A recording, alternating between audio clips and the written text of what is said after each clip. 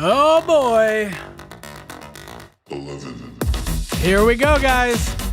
Oh man. If you only knew what I was feeling over here. Woohoo! I'll fill you in.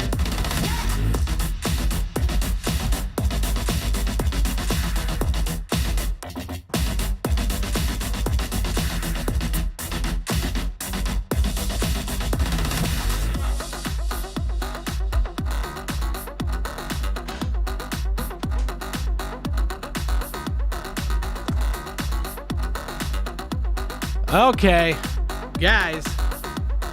Hi. Hello.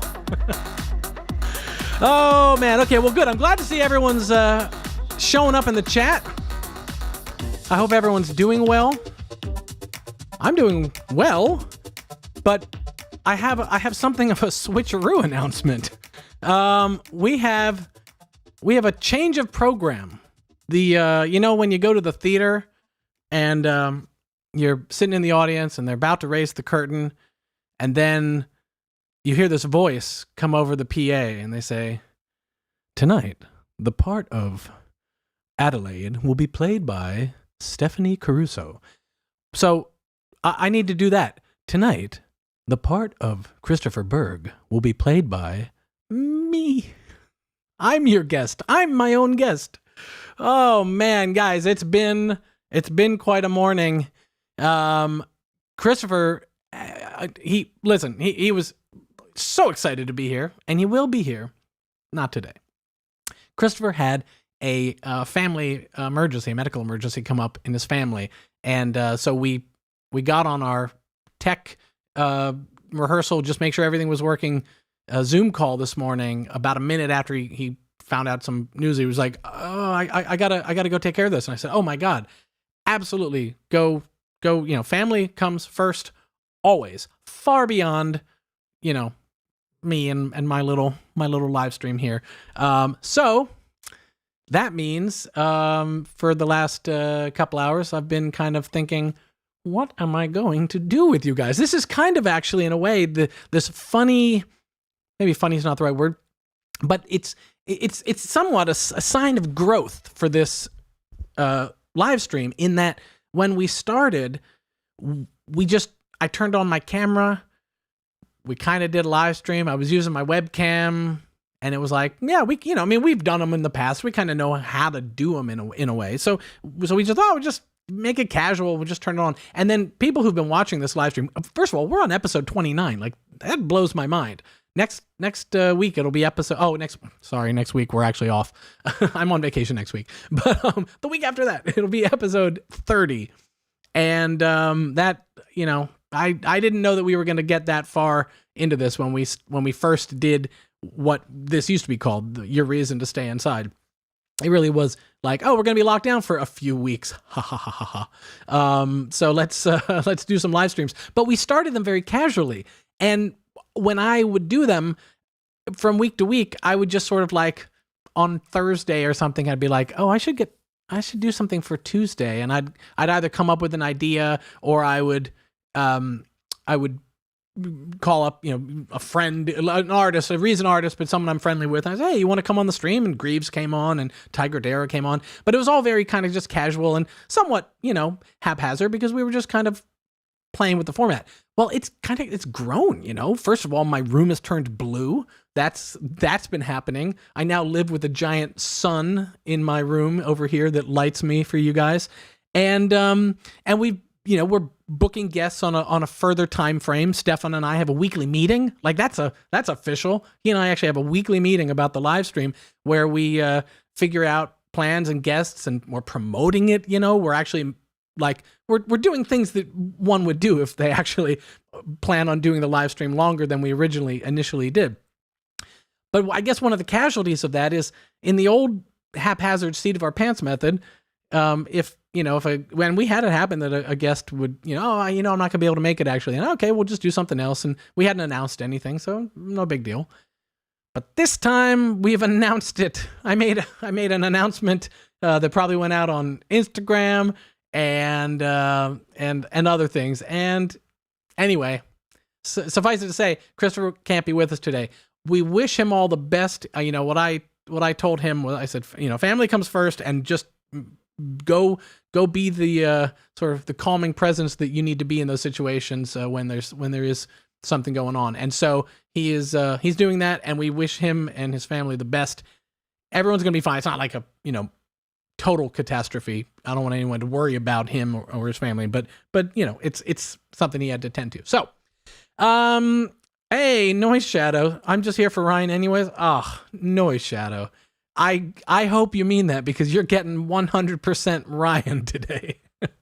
Oh yeah, so Yohani, that's what I'm saying. It's not too bad. I don't want to hype it up in a terrible way, but it was serious enough that he needed to head home basically from the studio. So yeah, but we will, like I said, we're gonna have Christopher on. Stefan might even be able to figure that out. Stambit music, family first, absolute. Totally. 100% absolutely. I had, it's funny, actually, it's a live stream memory. I had one of those situations where, gosh, what were we doing? It might have been Reason 10. I think we had released Reason 10, and Matthias and I were doing some live streams. We'd planned to do some live streams, and I was actually going to fly over to Stockholm to do them. And I was literally standing in the boarding line for my flight to Stockholm. I was like 10 people from the boarding thing, and I got a phone call from my family that we were having a family emergency, and I happened to be the closest person to my family member who was on their way to the hospital now. And at the time, the call that I got, it turned out to be okay, but at the call that I got at the time, it was serious, and I ended up calling the guys in Stockholm, and sort of as they're taking the tickets, I was still processing what was going on, and then calling them to be like, well, what are we going to do? And you have this weird thing at the time where you're so committed to your sort of professional obligation that you don't have the perspective to figure out what to do, And I was about to get into a situation where I was either going to get on a flight and then for the next 15 hours not even be able to know if my family member was okay, or I was going to not take the flight, So it was this kind of crazy panic thing. And I got a colleague on the phone over in Stockholm, and I got maybe half of a sentence out, enough for him to realize what was going on. And he said, hey, hang up, go be with your family. Don't listen. We'll figure this out. And we did. If anyone, I don't think anyone's going to remember this, but I think we postponed the live stream by a week or two or something, and I went over to Stockholm, and it all worked out. So these things happen, things like that happen. So anyway, how is everybody doing? We have a little extra time now. When I do these live streams, normally I'm waiting for people to kind of, get on the stream, and some people join a little bit late. And so I kind of hang out and talk with you guys before I bring the guest on. But now we just have nothing but time, so I can check in with you guys and see what else is going. Oh, push button. Yes, that's right. Gamer lighting. Is that what this is called? Is this called gamer lighting? Yeah, it is a must for streaming in 2020. That's absolutely true. So, but yeah. So what? Let's see. What else is going on? Thanks, Mark. I'm just going to kind of keep my eye on the comments. Well, that's nice of you all. I am excited for when we do have Christopher on the stream. You guys will really enjoy that. But you're here. Oh, look at this. Beltram says here for Ryan and the banjo. Wait, where is it? Over there? Do you see that? The coveted banjo spot has been replaced temporarily. I took the banjo. Me and the banjo went out this weekend. By the way, how was everybody's weekend? I had a pretty amazing weekend. I think a lot of people, well, I guess roughly just about 4 million more than half in this country had a very nice weekend. But me and my banjo, I went out to a place in the Berkeley Hills here in the Bay Area called Inspiration Point. And I saw it on a map, and I was like, that sounds like a good place to go, maybe play a little banjo and write some music. So I did that. It wasn't very inspiring, I actually have to say. I mean, the place was pretty, but it was just mobbed with people. And I can't help but feel pretty self-conscious about showing up to a place where people just want to take their Instagram photos and hang out, and some bicyclists are pulling off after climbing the Berkeley Hills and want to take their rest there, and then I'm going to sit there and kind of banjo all over them. I mean, I don't know. It wasn't the wonderful sort of bucolic writing session that I was thinking it was going to be when I went out. But anyway, hi, Ivan. Ivan says, hello, Reason Gang. I say hi, Ivan. But yeah, anyway, Mark, are you referring to are we referring to the banjo? Is that the sexy beast? Let me tell you, I have a new, it's not really new anymore. It's been on order for 15 months or something, but I got a new banjo that is nearing being ready to ship to me. I'm very excited about this banjo. Most of you don't care, and some of you only care in the ironic, joking way. But I'll show it to you guys. You know, when it happens, when it arrives, you know you're going to see it anyway. I've got a new banjo coming that is going to be a fretless banjo, which most people are familiar with fretless bass. You know, the concept of fretless bass. You take away the metal frets, and you can play not just the 12 tones of the musical chromatic scale. You can actually play every pitch in between, and you can slide and kind of move around and explore the microtonalities that make fretless bass sound the way it does. And it also, because you're not hinging a string on a metal bar the way a fret works, you're just pressing a string against a flat wooden board, it changes the tone of the fretless bass. I think most people are generally familiar with that concept. Well, fretless banjo is the same thing. You can explore all these microtonalities, and it's what banjo actually was before they started sticking frets in them. It was a yes, David, there's another banjo. It was the style of the sort of original banjos back when they were being made out of gourds and stuff. I won't turn this, trust me, we're not turning this into a banjo stream, but yeah, I'll show you guys that when it does arrive. The bike must be the sexy beast. Oh, maybe that's what it is. Yeah, that's my bike. I went for a couple of nice rides. Went out to the ocean 2 days ago, and then the previous weekend I did a nice 25-mile loop kind of around San Francisco and then over the Golden Gate Bridge into the Marin Headlands. It's like a little hilly area. It's pretty. But anyway, Stefan, thank you. Yeah, is that being too pedantic? Now, a bass is like a guitar, but an octave lower. Should I just really, really break it down for, assuming everyone's totally an idiot? Mowgli, so an oud. Yeah, it's, the banjo's origins are tied. It's a mishmash of kind of the way it came to be. It was had origins in Africa with the African, I think it's called the a contain, which was a gourd instrument, and it had two strings, a drone string and one other string. It was fretless.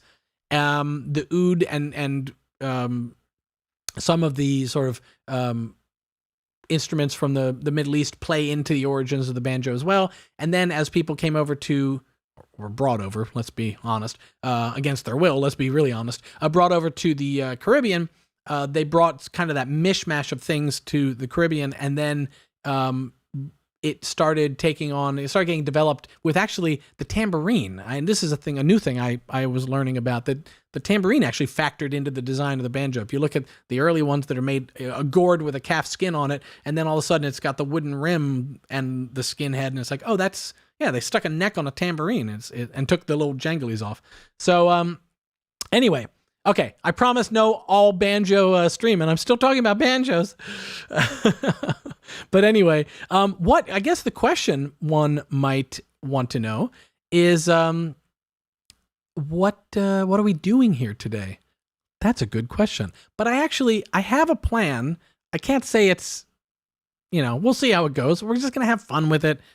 We're going to make a little music, and I'm going to describe to you what the plan is. But in order to describe to you what the plan is, I guess I should mention, if you didn't see, we tweeted and put on Instagram the news that we are approaching Reason's 20th anniversary. And in fact, here, I still have some. Did you see this video where I'm wearing these things, and I've got this little hat on? So it's going to be Reason's 20th anniversary in a week, I think, is the official date. It was something of I think that date is not entirely based on, or maybe it is. I don't know. Stefan, Matthias, if you guys are watching, let me know. Is November 17th the actual release date of Reason 1 in 2000, or is that just sort of like, oh, it was, because my understanding is that it kind of came out. I mean, it was a, Propellerhead was established, but it wasn't like, it was sort of I guess you call it maybe a soft launch with Reason, and so it was sort of the end of the year it came out. November, December, it was kind of doing this long launch. But anyway, we've stuck a pin in the map at November 17th. We're going to be celebrating Reason's 20th anniversary during that time. And in order to do that, we're kind of, Matthias and Ludwig and Stefan and I have kind of just like formed a little, I don't know what you call it, sort of a rogue team of kind of discussing how we want to celebrate with you guys, and kind of just how we want to mark the occasion. And so we're putting together this little, I think we're calling it a digital goodie bag. I think that's the official name, but it's just, it's just some little things like, first of all, if you saw the video, we're requesting for you guys to send patches to us, and we're going to make a community refill. And I'll go over that. I'll double back to that, and we'll go over that in a second. But we're also putting in some of our own patches. Matthias and Ludwig and I are going to be creating some patches that use just Reason 1.0 devices. We sort of thought it'd be fun to like create new sounds, but limit ourselves to just the Reason 1.0 devices. And we're going to make a little refill of that. And we're going to have some sort of vector logo artwork files. If you guys want to make stickers with them or print t-shirts or do things like that, you'll have access to that stuff. So we got, a couple of things that we're going to kind of toss into this goodie bag, digital goodie bag. And we'll be sharing that with you guys next week. But let me double back now. I'll talk about the community refill, because this is how you guys, I'm saying you guys, I'm looking over at my chat here, but you guys, hang on. I'm reading a comment trying to understand. Okay. I put out this video and I was asking for your guys' help in making a Reason community refill. And the concept is pretty simple. Some people have already sent in their submissions. Some people have gotten it a little wrong. So maybe this is a good place for me to clarify. The idea was for you guys to send us your own custom patches, instrument patches, combinators, things like that we can put into a refill, so the Reason community can all open them up and make music with some of your favorite custom patches that you might have made and designed and tweaked. So what that means is if you have set up your own custom Europa, save that as a preset, using there's buttons on the front of Europa for saving a preset. Save that preset and send us that. I think it's going to be a dot repatch, I think is the file format.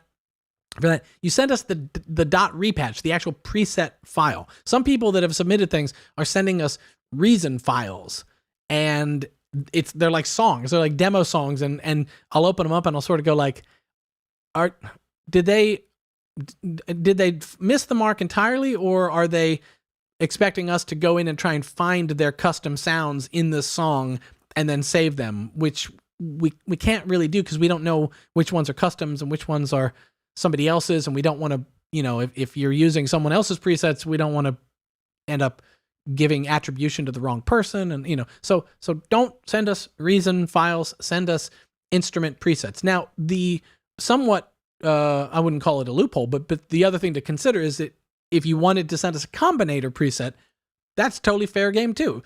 You load up a combinator, put in some players, put in that Europa, tweak it to your heart's content, add some effects, do whatever you want to it, and then just save that combinator preset and send that to us as well.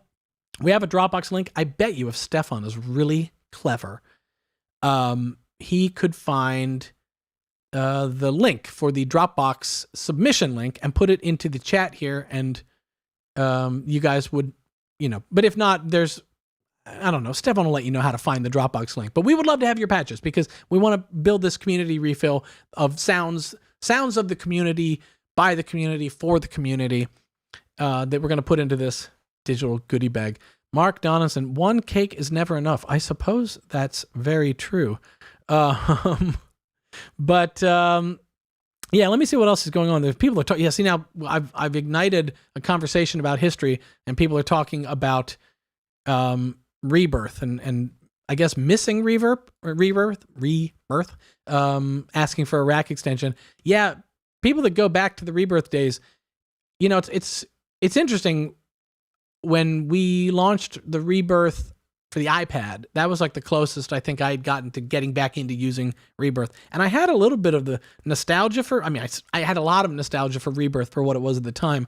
But when I went back to use it on the iPad, I do remember going like, oh, yeah, we have evolved. Music has evolved, and because of that, tools have evolved. And so what once was, and it's maybe hard for people to realize, but when Rebirth came out, it was a fully capable song creation. You could make, like acid house songs in Rebirth using a 909, an 808, 2 303s, and you were good, And then we had, I think it was Pef actually, a longtime Reason community member, now rack extension developer. Pef was the guy that figured out you could go into the resources inside of the application and actually swap the samples that were in the 808 and the 909, and you could swap the graphics resources. And so I think they were called them skins, I think, right? Or no, there was another name. Someone who remembers it. What was the name for the way you could reskin Rebirth to have new graphics and new sounds? It was a community found hack via Pef, and it spun out into a whole thing that was eventually actually put into the program itself, that you could change those sounds. But it was a totally capable thing. And I guess in a way it's still totally capable of making the type of music that was made then, but music has evolved. And so it's Rebirth is beloved, but personally I don't miss it in the way that I'm very happy with the tools that we have these days. So maybe that's somewhat controversial for those that are true lovers of Rebirth to hear. Yes, Chris Ray, Pef. Mark asking the questions that matter. What's in the mug? You know what's in the mug here, Mark? I will take a sip of said liquid. You can probably even see in the, you can see in the camera. It's water. It's very not exciting water. I used to drink coffee on the stream, and I've switched to hot water. What I call a water latte. It's very exciting. It actually is nice. I've actually gotten into them. But anyway, okay. Now, should we get down to doing some music and messing around in Reason? I think we should, because otherwise I'm gonna keep just hanging out with you guys like this, and fun though it may be, maybe it won't be fun for much longer. But yes, Mark, I know that I should. That's what I should be drinking, especially on a day like this. I should be drinking. David, getting the yellow mug. I know. I think we should start selling. We should just wholesale this yellow mug and start selling it, as like official. Like just put like a Reason Livestream logo on it, and then just sell it. Or I don't know. Maybe that's not worth selling. Give it away. I don't know. But yeah, that's true. It could be gin too. No, it is truly hot water. You know how it's not vodka or gin is because by the time the stream's over, this is going to be done, and I'm going to be no less drunk. So, just drunk on happiness with you guys. But so here's what I was thinking about here to get down to kind of my thought for today for what we could do together now that we're solo. Is so. Well, okay. Let me see. Okay, here's the deal. I was going to be announcing this next week, and instead, I will announce it today. I had this idea for Reason's 20th birthday of something that I sort of conceived it, the working title, which now will probably become the official title because I haven't had time to think of anything else, is the Reason 1.0 Song Challenge.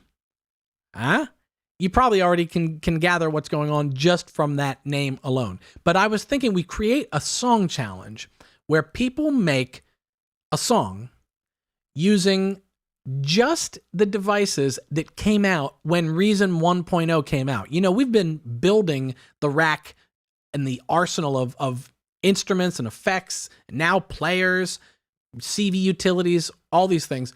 We've been building that up for 20 years, and in each version, some new devices come into the rack, but old devices don't leave the rack.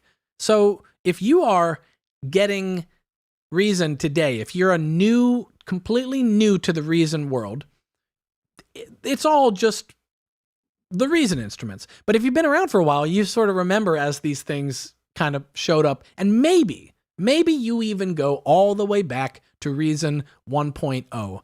And if you do, you might sort of remember it almost fondly. I've got a slide here. These were the devices, and you'll recognize these. They're in Reason still today. These were the devices that were in Reason 1.0. If you went to the store in late 2000 and you bought the Reason box, this is what you were getting. And it was, if you can sort of put your mind back to it, we were going from Rebirth to Reason. And from Rebirth to Reason, remember like I was saying, Rebirth was an 808, a 909, so 2 drum machines with a step sequencer, and then two 303s, which were programmed in the traditional way that 303s were programmed with their pattern programmer. And so when you went from that to all this stuff, it was like, oh my God. And there's it's got a built-in sequencer, so you're not just doing pattern sequencing. It has a sampler, which sort of, I always have assumed that sampler, the Nina 19 there in the bottom left corner, which, by the way, is the official pronunciation, Nina 19. There's a Paul Hardcastle song, which some people might remember, called 19. And it has that classic sample of like, the average age of a Vietnam soldier is 19. 19. It was like a classic sort of sampler retrigger thing. And so when they were naming this, they decided to call their sampler the Nina 19. And anyway, a lot of people say NN19. That's fine. And then, of course, what do? We come up with the advanced sampler, and we call it the Nina XT? No, we call it the NNXT. So we've sowed confusion ourselves later on when we came out with our advanced sampler. But anyway, so you got a sampler, and it's sort of the Nina 19 of this era was taking its cues from the sort of the Akai, like the S. What would that be? Like an S3000 maybe, or an S2000, similar type of samplers that were around at the time. And so you got one of those. You got this Subtractor, which is a subtractive synthesizer, a 2 oscillator subtractive synthesizer. You got the Red Drum, which was, for people that were coming from Rebirth. Briggs says Subtractor has secrets. Yeah, maybe we should check that out. We'll check that out when I go over to Reason. But so if you were coming from Rebirth, you got Red Drum, and you felt instantly familiar in the sense that you had the step sequencer. It programmed the same way that the 808 and 909 in Rebirth did, but you could load samples more easily. You didn't have to go through that sort of skinning process. But anyway, then I'm seeing. Okay, Toby. Thank you for keeping me honest. I may be wrong about this. There's a matrix. It's a pattern sequencer. It sort of helps program pattern based. You could program sort of the two instruments. Well, I guess 3 instruments using a pattern programmer. You got a mixer, and then you got these half rack devices, which were the effects. Those were all the effects we had in Reason, and it's a fairly simple 2-band parametric equalizer, a simple compressor, phaser, chorus, flanger, filter, foldback, distortion, delay, and reverb. And later there was another one added, the unison device, but that wasn't in Reason 1.0. Yeah, that's right. Maelstrom came a bit later. It came in 2.5, I think. Maelstrom, or maybe it was 2. People who remember this better might let me know. I want to say it was in 2.5. Although, I don't remember. Scream 4 came in 2.5. I know that. There was some other stuff that came in 2.5. But anyway. This is all we had. So now the thinking here is that we'll do this Reason 1.0 song challenge, and you guys will make music using just these devices. Now, there's two types of people that I kind of am thinking about for this sort of challenge. There's two types of people I think that will have a lot of fun with this.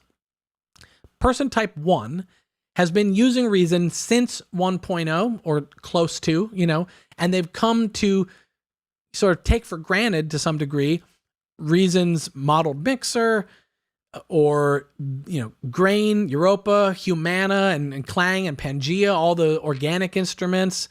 Or maybe they've got Reason Suite and they're used to having Complex One and Oomph club drums and all these instruments that have come out in the 20 years.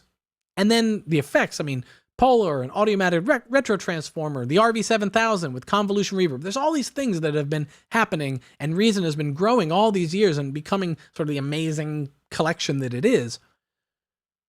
Those people who remember Reason back in the old days, it's a really fun nostalgic throwback to kind of put yourself into the mindset of making music with just Reason 1.0 devices. Now, the other type of person that'd have fun with this would be someone who is totally new to Reason. And for people who've been in Reason for a while, imagine that if you're new to Reason, everything is new to you. The Subtractor is just as new to you as Grain is to you, or Complex One, or whatever. Players are a standard part of Reason, the same way that those half-rack devices are just a standard part of Reason. So you're getting all this stuff. And one thing we find with users as new users is sometimes a feeling of like, where do I start? Where do I get started?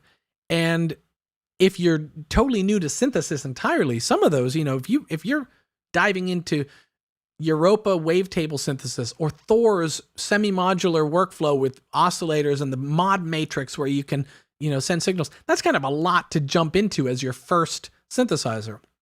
Subtractor is a very straightforward synthesizer to dig into and to start to understand the basic concepts of choosing oscillators, setting filters, maybe messing with some envelopes and LFOs. The things that apply to all other synths apply to Subtractor, but in a very approachable way. And the same thing is true with, loading samples into Red Drum and programming step patterns and stuff like that. They're all really approachable instruments. And so if you're brand new to Reason or relatively new to Reason, I would say do this Reason 1 song challenge with me and with us.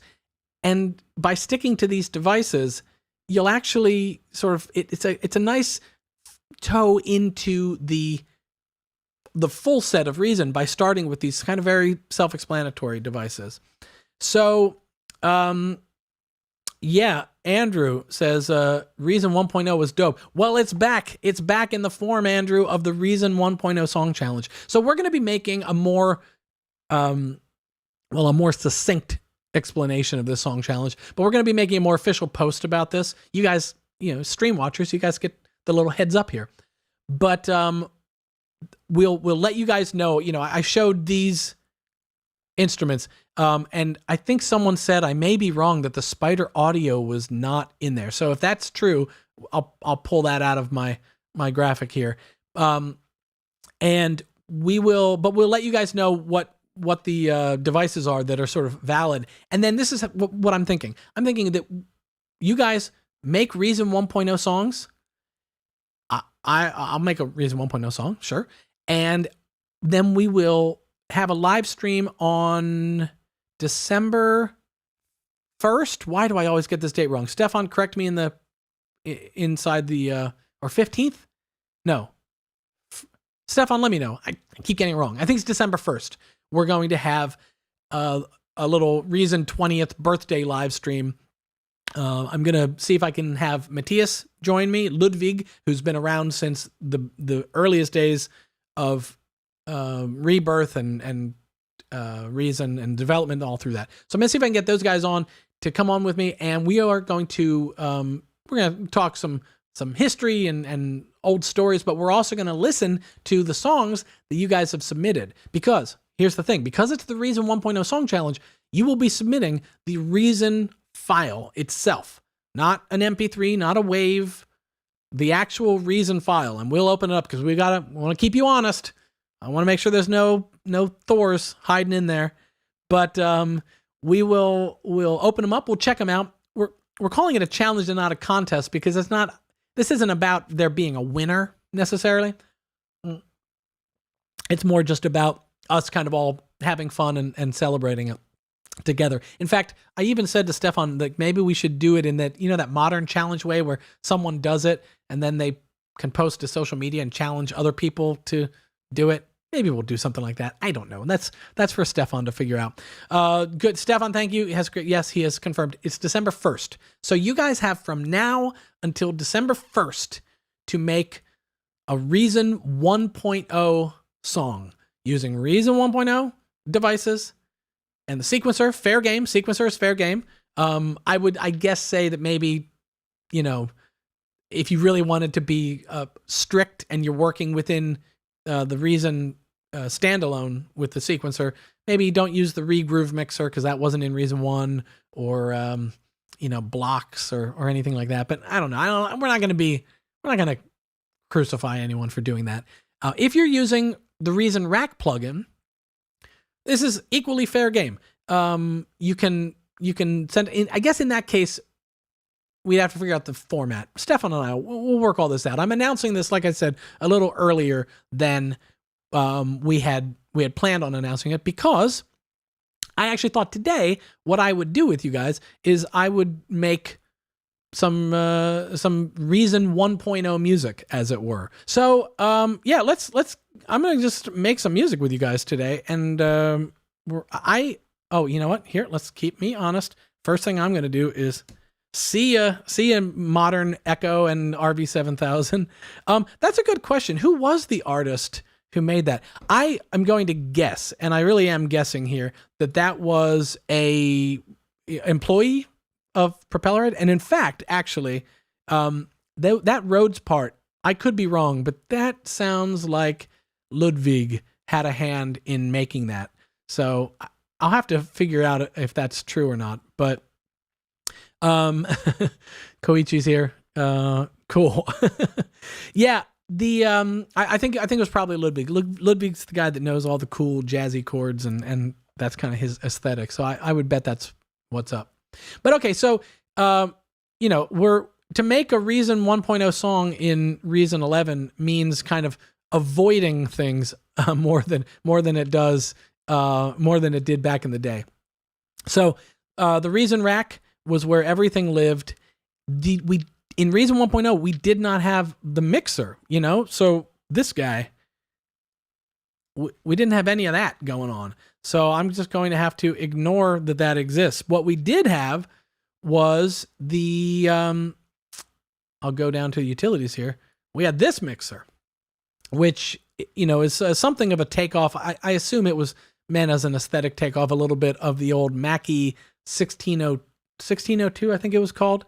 I have one somewhere around here, but the old Mackie 16 channel mixer sort of looked like this, and it was at the time a very revolutionary mixer because it was quiet and affordable and totally high quality. So, but yes, Michael Wood, 1.0 patches might be difficult. Yeah, some of these take some creativity, but this is the other thing is that when you limit yourself to just, whenever you're making music and you limit yourself to your choices, it can actually spark creativity. So you'd be surprised with what you can do. Okay, so anyway, let's start making some music here in Reason 1.0 or 1.0. as it were. So I'm going to start with the Subtractor. Can I say that I still love the Subtractor? Am I allowed to say that it might still be my favorite synth for starting plonking around with ideas because it is so simple and approachable to understand. And if people haven't spent much time with the Subtractor, if you've spent time with other synths, you can always go backwards and kind of grok, if I can use that weird business jargon term. But you can understand the subtractor going backwards. If you're just getting started, it's a great place to start because like I was saying, you've got two oscillators. Here, can I zoom in? I'll even zoom in a little bit. You've got two oscillators. You've got a noise generator. You've got two LFOs. You've got a mod envelope, a filter envelope, and an amp envelope. So you got three different types of envelopes that control, the mod one is an assignable envelope. The filter envelope controls filter 1. The amp envelope controls the amp, the VCAs, as it were, the voltage controlled amplifiers that are at the heart of a synthesizer. So it, just to take a very simple, here, if I'm, oh wait, I gotta change, hang on a second. Do I have sound coming? Yeah, I gotta change that. There we go, now I'm hearing it. So yeah, the amp envelope is set to basically, if I turn up the attack, my note will swell. If I turn up the release, I'll get a little sustain. So these controls are all sort of very easy if you're just starting to approach synthesis to understand. The filters are pretty simple. There's just a handful of choices.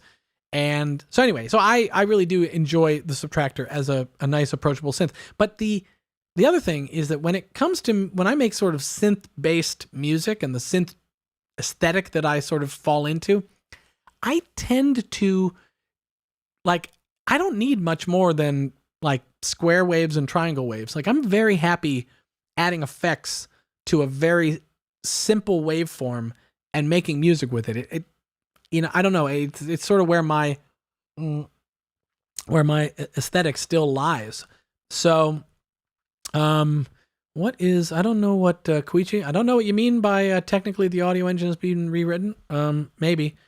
Users always talk about audio engines and, inside Reason development, that's not really a term, audio engine, at least to my knowledge. Maybe the devs right now are shaking their head at me because I'm actually not part of that stuff. So maybe I'm wrong, but it's a very common term out in the user community to talk about all these plugins and their audio engine. And inside development, it's less a term or not even a term. So,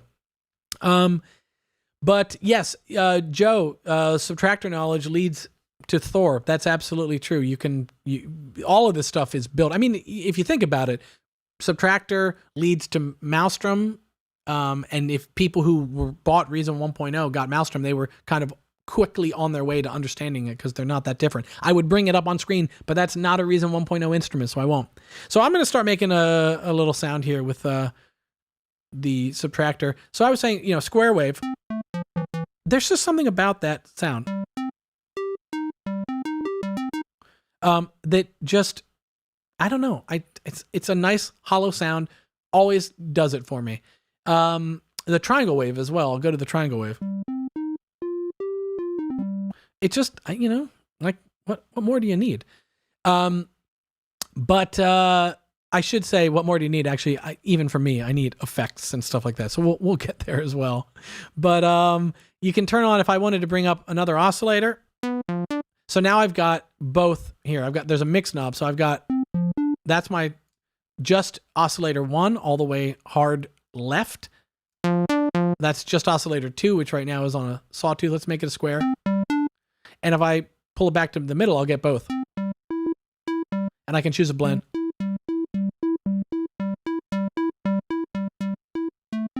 So I tend to like these combinations, square and triangle. And sometimes we could change the octave and so there, now the hollow square wave is going to be a higher pitch than the soft triangle. That sounds fine. I'll go with that. And okay, let me throw a effect on this. But what you'll notice is because I would suggest maybe doing this when you're making your Reason 1.0 song, if you wanted to be truly true to form. What I did is I dragged in a Reason 1.0 mixer, the remix, as I think is that what it's called, remix? Yeah.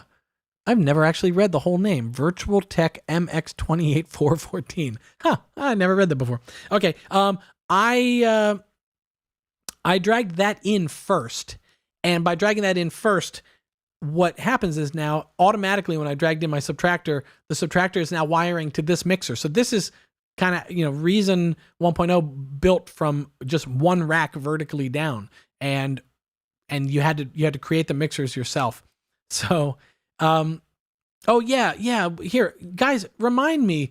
There is an Easter egg. Maybe people don't know this, or maybe some people don't know this. There's an Easter egg that one of the screws on Subtractor you can actually unscrew. I got to remember what it is. And is there like a key you hold down and then you click? Nope, that's not it. I'm gonna try it here. Oh, there it is. Okay, so you hold down the command key, and you can screw. Now it turns into a knob, and I can screw that out. If I go slowly here, as it starts to there, look. Oh, it screws out, and then let's put it back in. Screws back in, and we can screw it all the way back in tight. Yeah, that's one of the weird little Easter eggs.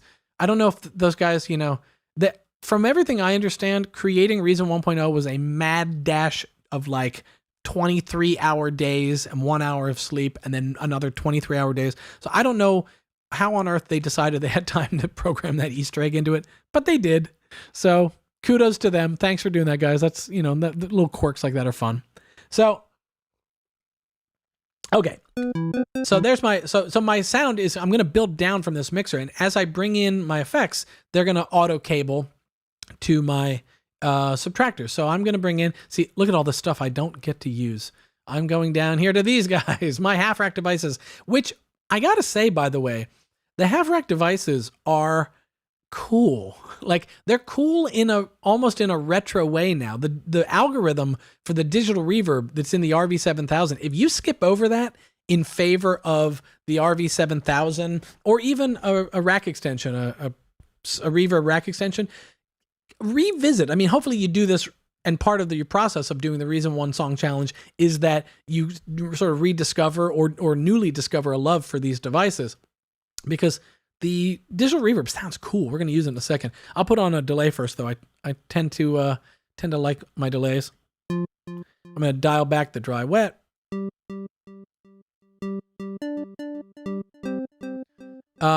See, I'm already off to a start. Look at this.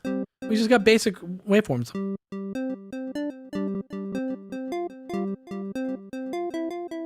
I can start making music with this. Okay, but I'm going to do, let's see. You know what I'll do? Okay, let me add that reverb. Whoa, dial back that. Like, that is a digital reverbs. The cool thing about digital reverbs are that they sound digital. Like, as we start getting used to convolution reverb as the standard sound of a reverb, or maybe the most expected sound of a reverb, suddenly digital reverbs, the algorithmic reverbs of sort of the 80s and the 90s, of which this was basically, came out in 2000, but it was sort of the technology of 80s and 90s algorithmic digital reverb. They have a sound to them, when you crank them.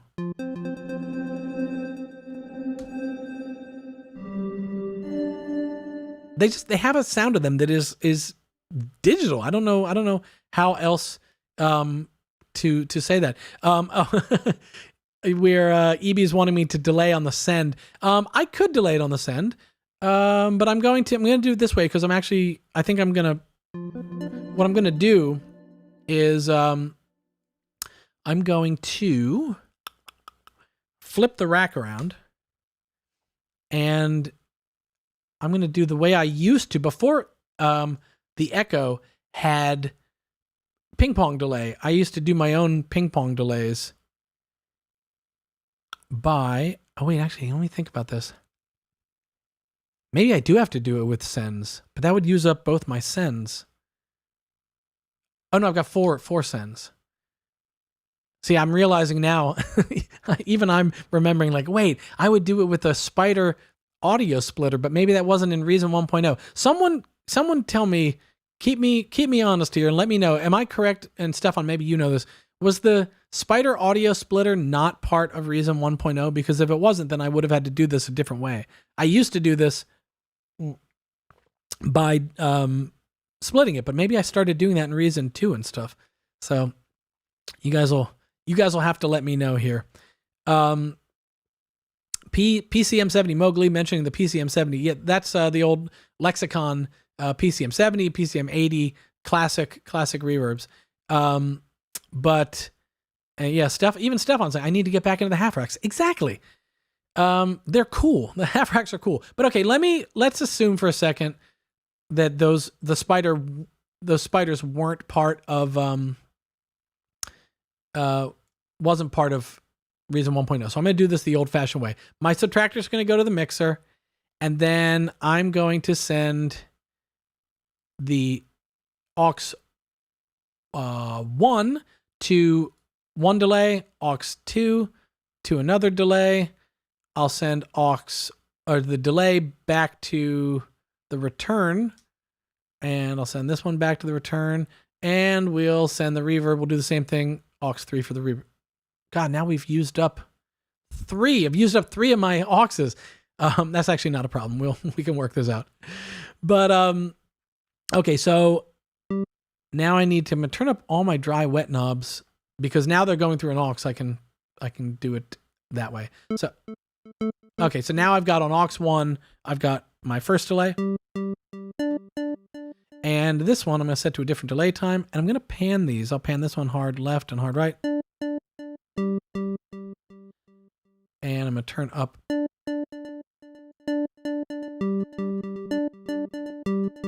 Let me know if that's coming through in stereo, guys. I hope it's coming through in stereo. I'm going to just switch over here and make sure real quick.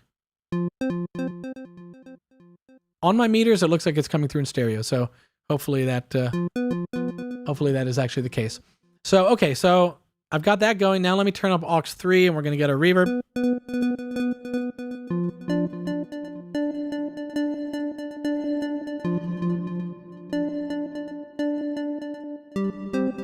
Okay, I'm going to change the filter here to a bandpass filter. Yeah. And the other thing, I said I do like the sound of these triangles and squares, but the thing that I don't often do, and one of the things when I'm making music is I try and lean into the stuff that I don't often do because it makes me do different things. Thanks, guys. You're letting me know it's in stereo. That's great. On the Subtractor, when you start out on these oscillators, there's the sawtooth, square, triangle, sine, and then it gets to these numbered waveforms. And I bet you that the Reason manual once upon a time, well, maybe still, tells you the shape of what these oscillator waveforms are. I don't know what the shape is, but they're different, and they can sound cool.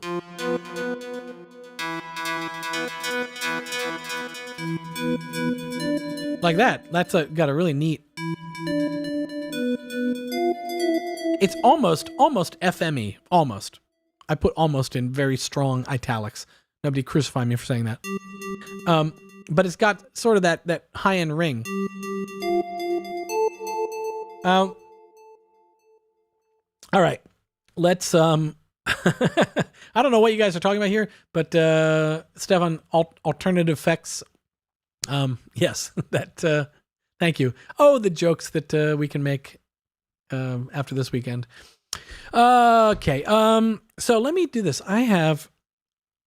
If I have set this up correctly, I have, an overhead shot. Okay. That was terrible. Sorry for bringing that to your ears. But let me start just messing around here and kind of make a line here.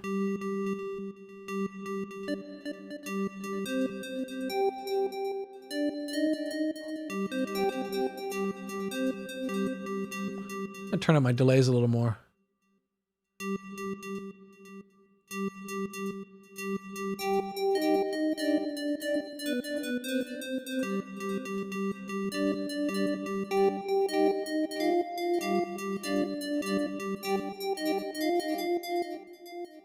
I'm going to switch from being a 3 and a 5 to a 2 and a 4 as my ping pong delays.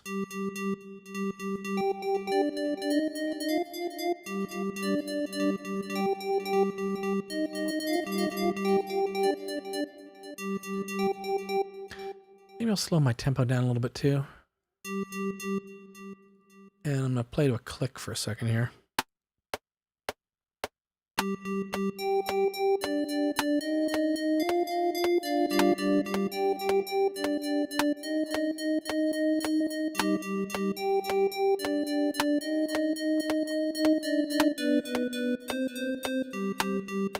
that too spooky? It's already past Halloween. Do something a little more modal.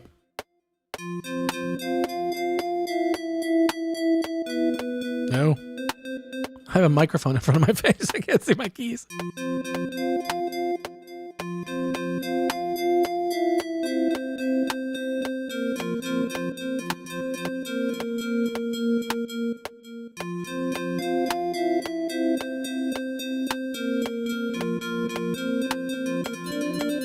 Okay, there we go. That's a line. I can work with that.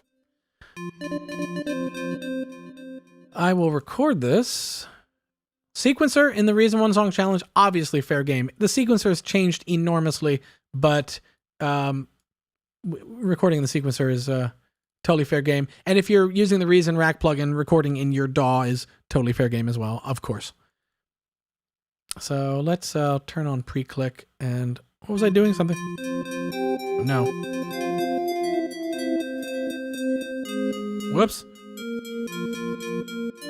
That's it. I'm gonna have to move my mic out of the way while I record this so I can actually see my keys. Here we go.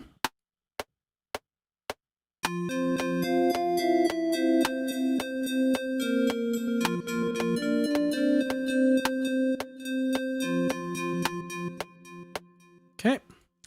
Go with that. Play it back.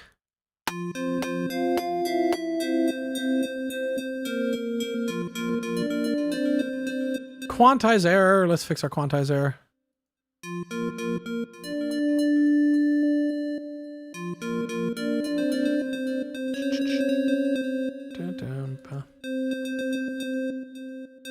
There goes there. Okay.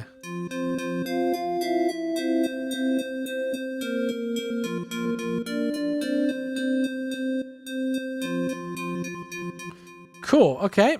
That's a thing.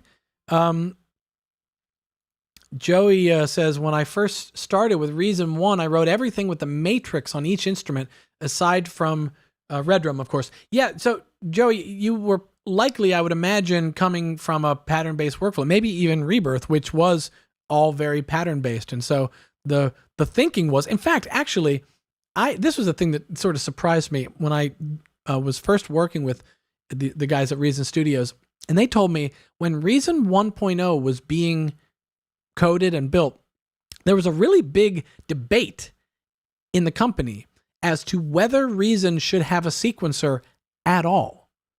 One of the strong philosophies was that Reason is a rack of instruments and effects that is in itself an instrument. You build these chains, and the whole thing is the instrument. It's not, you're not playing this instrument, then that instrument, and this other instrument. You're playing Reason. You're building these devices, these songs based around this whole instrument. And so in that sort of thinking, and certainly with a lot of the pattern workflows of the time, it was like, you've got Red Drum, which has a step sequencer. You've got the matrix pattern sequencer. Why do you need a sequencer? Why you got to record it this way? Like you program it in. Fortunately for me, because I'm not a pattern-based guy in the way that I work that much. I'm not like a sort of step programmer type guy in the way that I work. Fortunately for me and others, they did put a sequencer in, and the rest is history. But yeah, EB sounds like Pokemon Red Ghost City. I don't know it, but all right, sure. But okay, let's jump back here to we go to this and let's see what we do next. So I've got a sound happening.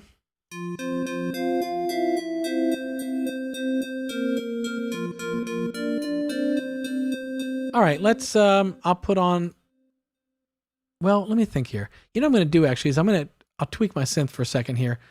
I'm going to have my oscillator my LFO is going to modulate my filter frequency. So I've set it to filter frequency, and I've turned the rate all the way down. I synced it to the tempo or to the music the musical bars, and I moved it down to 4 bars, so nice slow.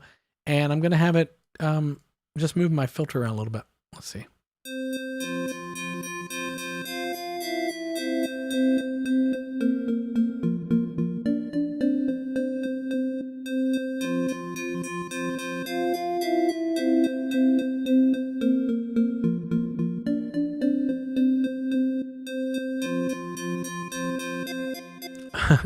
Deeper octave. Okay, yeah, let's add, should we add bass or should we add drums? You guys tell me, where should I add bass or drums next? I'm either going to go to the red drum or I'm going to go to, well, either another Subtractor or maybe just for variety, I would go to the Nina 19. You guys let me know in the comments here what we should go for. I'll take maybe even the first suggestion. I could go either way, bass or drums. Yeah, good, oddly only. You still feel very new. Okay, well, good. That's excellent, because this is a great way to kind of play with some of the very simple and approachable devices and get into it. So, Joe, first comment says bass. Okay, Joe, we're going to bass. And in order to do some bass, I will do a Nina 19. And what will I do here? Do I reset?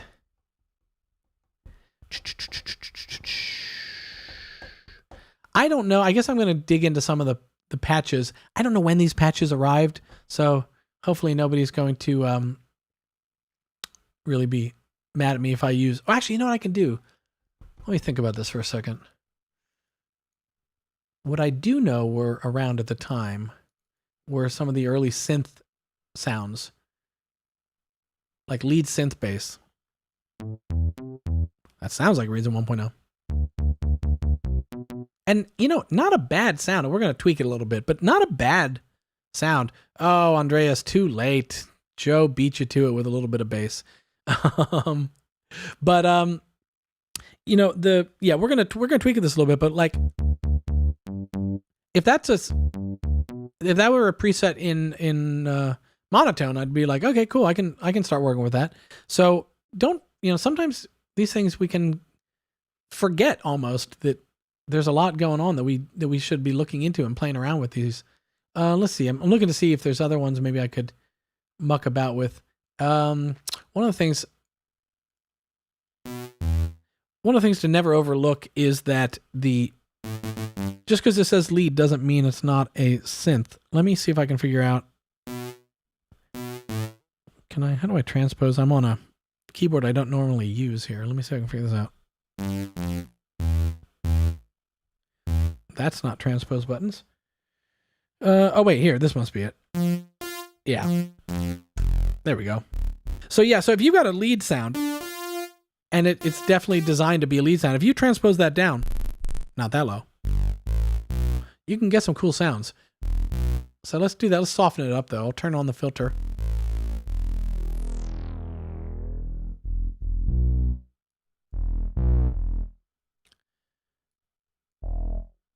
Oh, Stefan messaged me. He said, you need to connect. Look at this. See how easily I fell into my own trap there? Oops. I need to connect the NN19 up to the mixer. Thank you, Stefan. You guys keeping me correct. Let me delete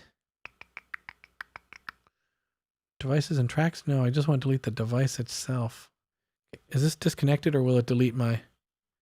Oh, perfect. Okay, cool. Okay, there we go. Now we've got a nice Reason 1 looking... There it is. Great. Now let's see. Let me mess around with, put a chorus on this.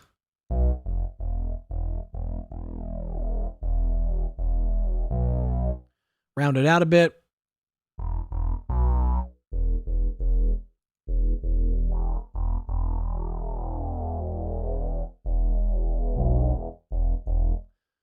Give it a little more release. There we go.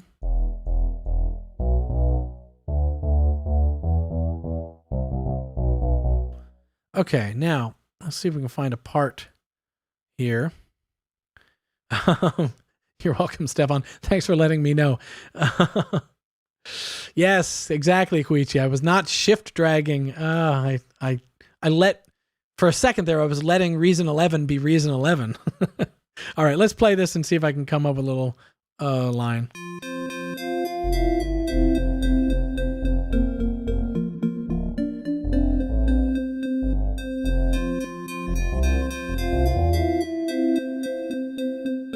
Give you guys not my face, but my hands.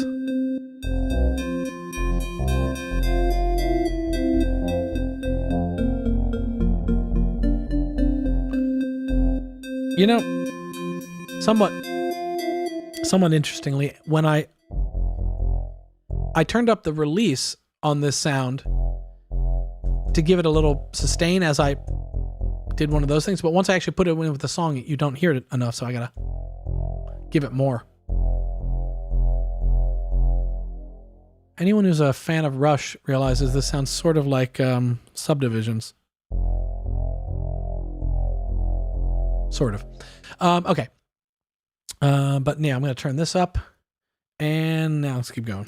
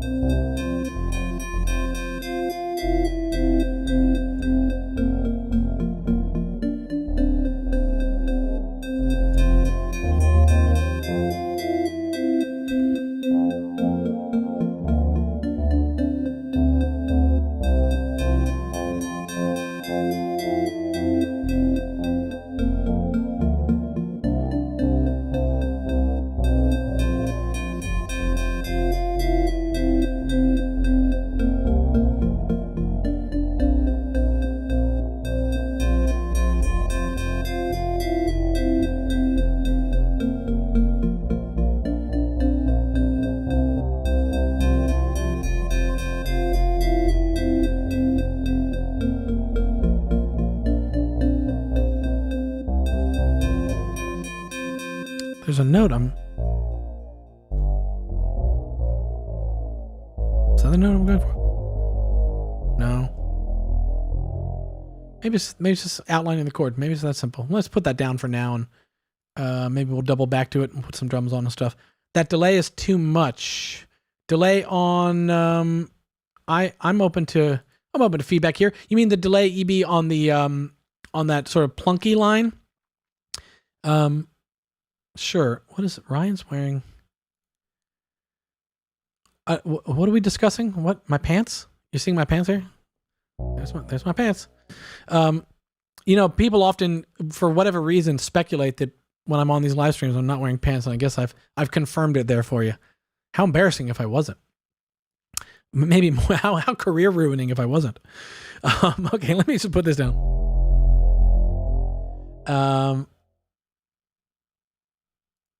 Okay, record.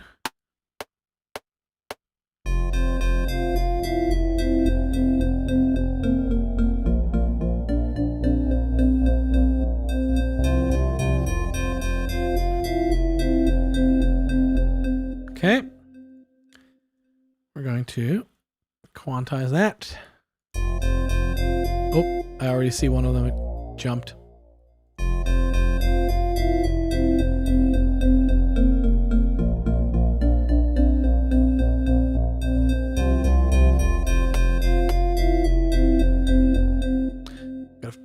Pull this one over too. George, you let me know. We got 3 notes just pulsing along. Too many for you? I can pull one out and make it just 2 notes.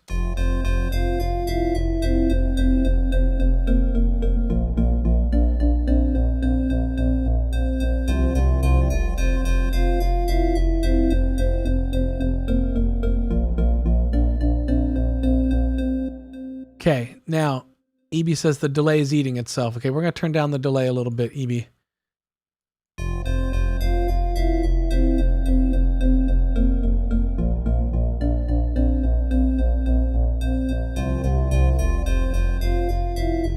We'll turn it. Can we compromise? I'll turn up the reverb a little bit.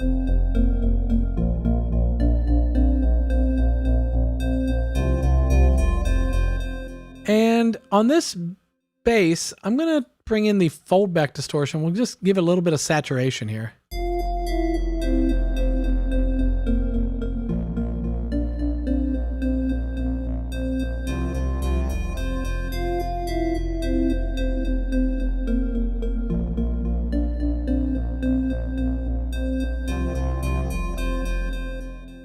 I'd like to actually blend that into it. So I'm actually going to use, I'm going to hold down the shift key to drag in the fold back distortion, and I'm cable it up to my last and final aux send and return. I'll bring the return back to the output, and now I can blend in aux 4. See if, well, even that's not as much as it was. When I had it going entirely through it, like an insert basically, it was a little too much, but there we go. And I kick up the resonance a little bit more. No, too much.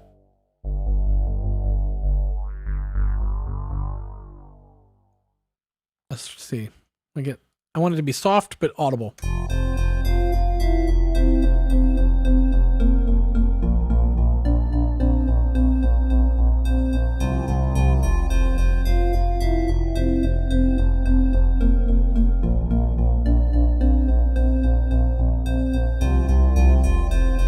Okay. Now, I kind of want to, well, I guess there was a request for drums.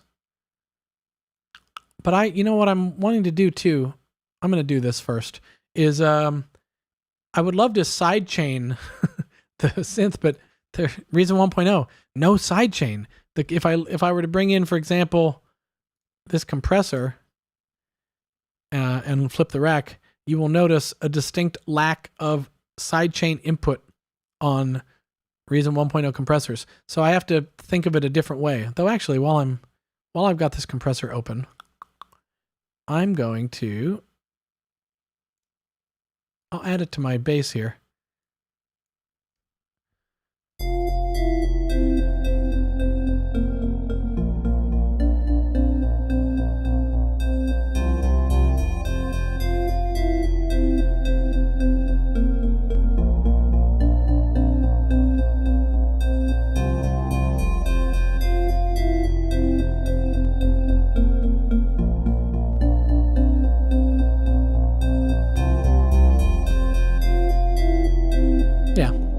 Add a little compression to it.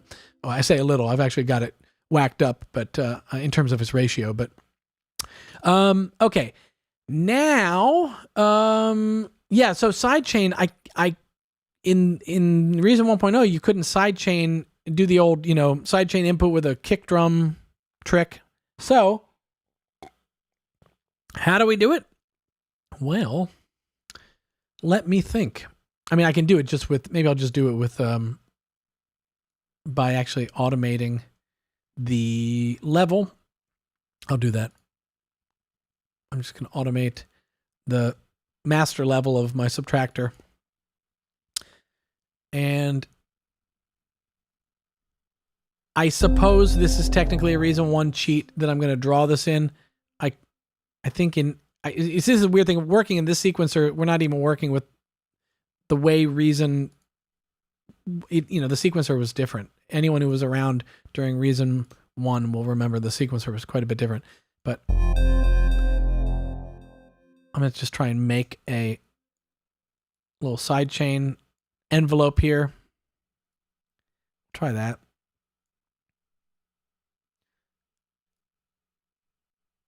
Set that to the same value of 80. There we go. And I'm going to put that, quarter note, put that on every beat. Let me just go that far and just loop that much and see.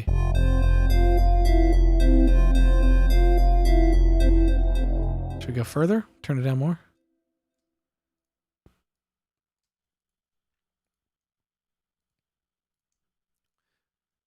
Oh, no, you know what? I realize why it's not sounding as drastic, because I'm doing the master level of the synth but we're still getting the effects. Is there an easy way to do that? There probably isn't an easy way to do that, so I won't, because they're going to be ascends. And those sends, well, that might still work. I'm going to do it this way. I'll do my automation on the channel 1 level instead.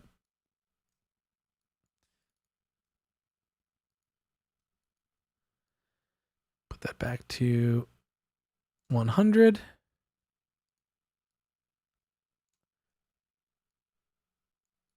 Let's try that. Yeah, that's a little more noticeable. Okay, I'm going to turn this down a bit more.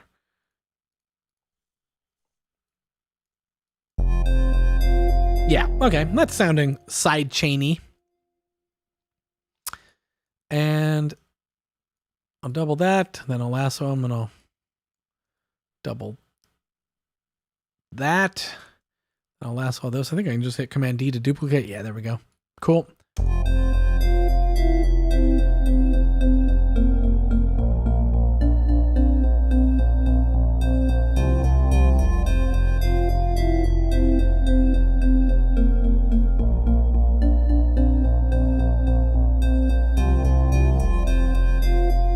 Okay.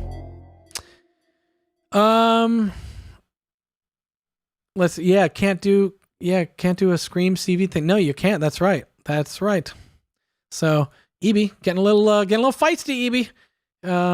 Bear in mind that zooming in the screen was not even something I could do until 2 weeks ago. How quickly everybody gets so excited for this. I'll try and keep it in mind to do it though. It's a good point. Push button. Yeah, you couldn't zoom in. Okay. Let's put some drums on. Why don't we?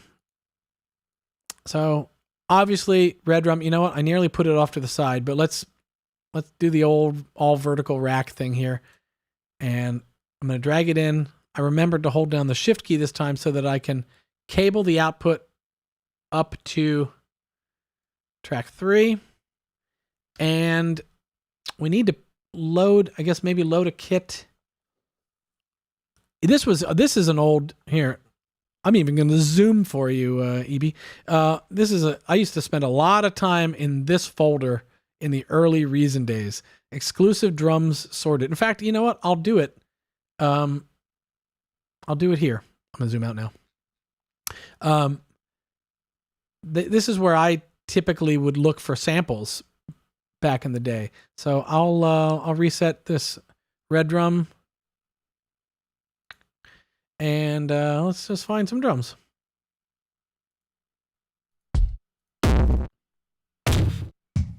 I don't know if I ever went through the whole...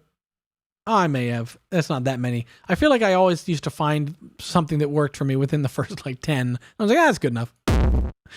I don't think I've ever used abused. It's like, that's a good bass drum. Oh, block rock, classic.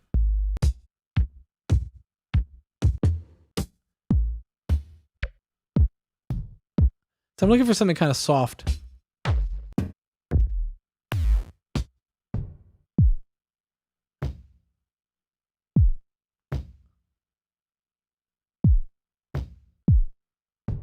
That's got a nice kind of softness to it. Okay, so we're going to make that our kick drum.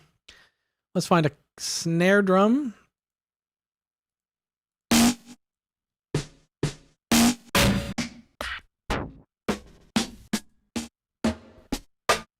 I don't know what I'm looking for, so. That's interesting. I like that. That's interesting. I don't want that for my snare drum, but I'll move that over here. Yeah, that's a good one. Okay, let's see what else we got for a snare drum.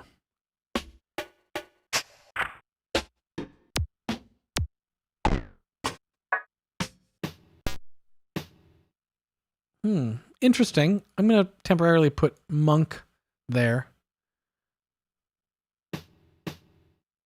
A little glitchy sounds, huh? I'm going to throw that up there too. And now at this point, I'm just kind of, if it interests me, I'll put it up there.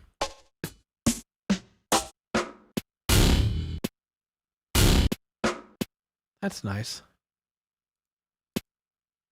Very simple, but nice. I'll put that here. So I got this snare. That very simple snare. See, then now I'm not going to go through all this because I don't know. That's like my ADD is, I've been in the snares folder long enough. Do I need a clap? I need some hi-hats.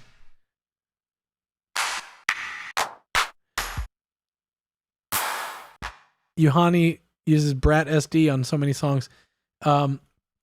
Yeah.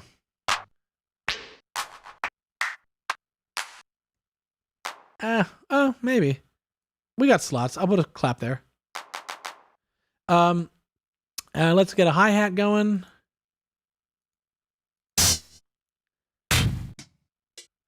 Abuse. Has anyone actually made a whole kit of just the abuse sounds? They're always like the most sort of just over the top. I realize now you're probably still watching my hands. What a boring view. Let me fix that for you. Hey, I'm back. Okay. That's a nice subtle hi-hat, but I'll come back to that. Remember Brett.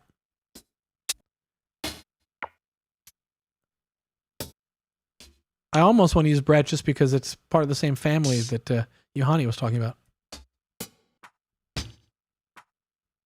That's an interesting sound too. I'm going to grab that. And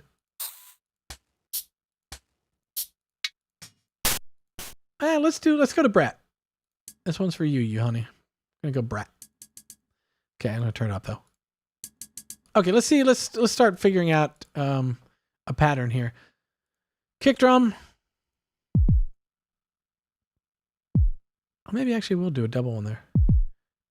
I'll make that. I'm gonna use the for people that don't spend a lot of time in the red drum, you can choose the dynamics of your is it a soft hit, a loud hit, or a medium hit in terms of the velocity basically.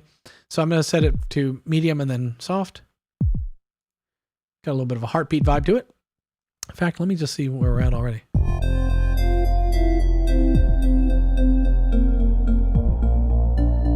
Yeah, I'm gonna do it again here.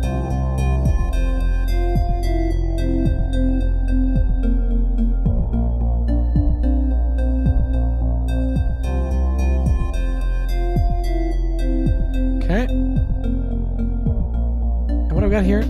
Oh, that's that snare. Let's put the hi-hats in. Where are they? No, Brat.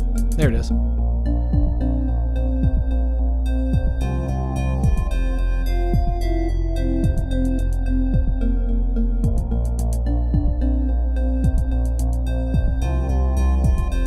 So I'm just changing the dynamics to go kind of have a soft, medium, soft.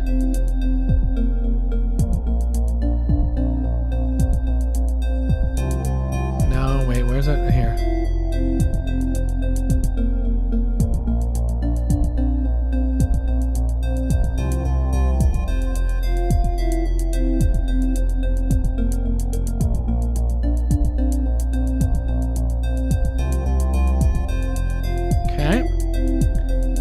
Pitch it up a bit? No. Pitch it down a bit? Sure.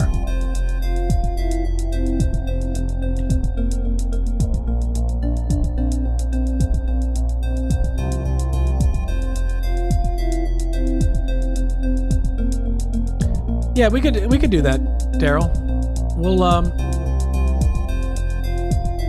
do it. We'll just do it right now, actually. Why not? I'll click over to Subtractor here. I'm going to, in order to do that, I don't remember how this would have worked in Reason 1, but I'm going to create a track for Reverb 1. And then now I can just adjust the dry wet to kind of bring it up and back.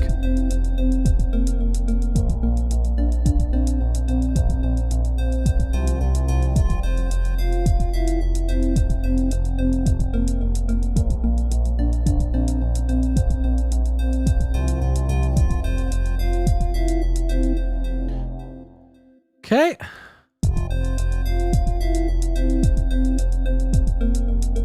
So as the filter closes down, I back off the reverb a bit. Okay. Now let's get back to that drum pattern. Briggs, you know, I've thought about doing a stream where we all just make all the decisions all together. But you're right, at some point, you have to, you know, you got to kind of make your own decision and follow your own aesthetic, because it can get weird. But I'm all for taking suggestions on this one. Okay, let's, what else we got? What are our other drum sounds? I got some of these, yeah, like little glitchy things. What do I do with this one? Let's figure out just a little, maybe something, a syncopated something.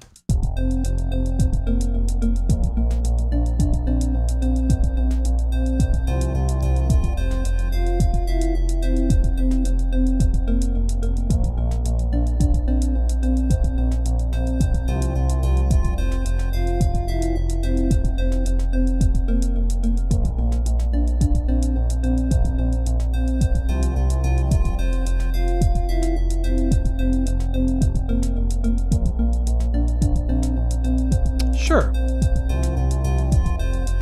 Now I might tweak the sample start there a little bit. Yeah, so it's more of the static. See, there's that in the beginning. There's more of a tone. Bum, bum, bum, bum.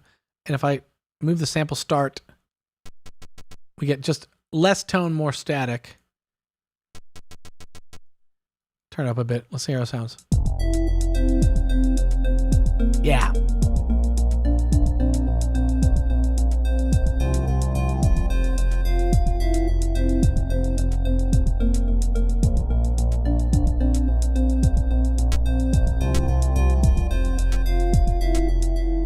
So I wanted to get a little. This is maybe a red drum trick that people that don't spend a lot of time in red drum don't know of.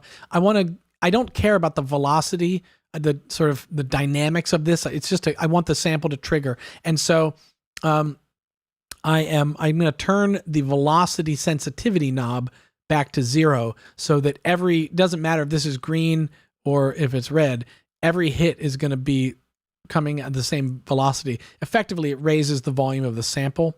And in this case, that's what I want, because I wanted to get more juice out of it. So now I can back off the level.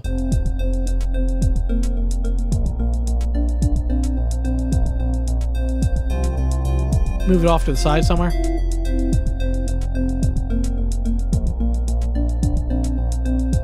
Okay, let's put another. What do we got? Oh yeah, that guy. We did that one. Oh yeah, this thing. Let's play with this thing.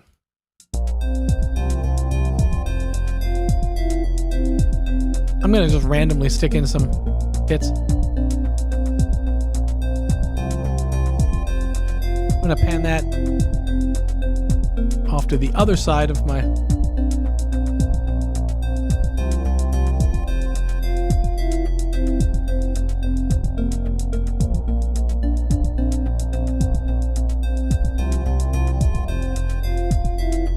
Cool. Okay, that's kind of got a little nice little vibe going there. Hey, Electric Panda, nice to see you.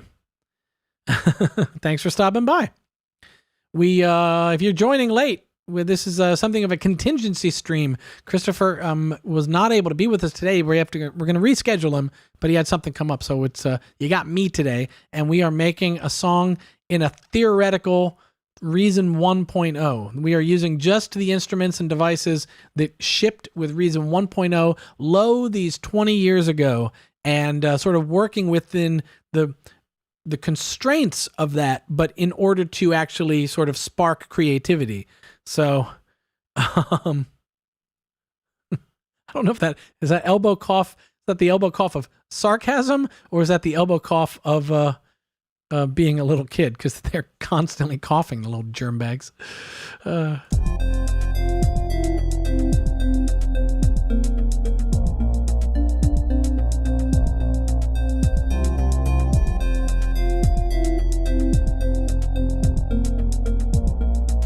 We are traveling back in time. Yes, so I was telling these guys, Navi, I was telling these guys that we are going to be doing a thing for the next few weeks. We're opening up a thing called the Reason 1 Song Challenge, where people are going to be making songs using just Reason 1.0 devices. And we're going to take a look on the December 1st. We're going to have a stream. We're going to look at what you guys have done and play some of our favorites. So we'll be posting more officially about that. If you're tuning in late and wondering what's going on, all of that will be laid out in an official post. But, and yes, that will be part of what we're doing when we post. We'll let you know what's fair game. I can show you just quickly, although I've been told some of this is wrong. But that is sort of what we're talking about if you ignore the spider audio, Nabby. So we got drum machine, synth, sampler, Octarex. I should say it wasn't Octarex, it was just Dr. Rex. It only had one slot. So I would say you are limited to just that first loop slot. But that would still be fair game to put a Rex file into that first loop slot. But yeah, half rack devices, mixers, basic stuff. But you know, the nice thing is that you can still, I'm enjoying, like, these drums it's not the kind of thing I would normally make because I don't work in Red Room. I work with Kong and Oomph Club drums, and I work in the sequencer, and all of a sudden I got like a nice little thing going here. I nearly tried to find the solo button. I got to go up here for it. Like, that's not the kind of beat I would normally make, but that's what kind of changing up your workflow and working within the sort of perceived constraints of Reason 1, brings for me. And for me, I'm calling it a constraint. There are people that still use the Red Drum as their preferred drum machine, and great, it's a great drum machine. So I know Phonics Beats uses Red Drum a lot. We were talking about that on the last week's stream.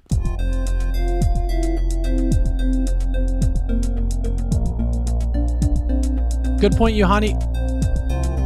We will fact check that. It actually, you're probably right, because it would make sense that they didn't put in 2 mixers. They probably were like, we got a mixer, which is true actually. Everything that the 6.2 mixer does can be done in the 14.2 mixer. So yeah, that's probably true. It wasn't in 1.0.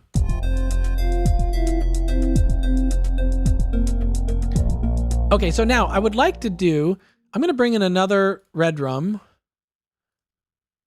because what I would like to have happen is, I'll reset it.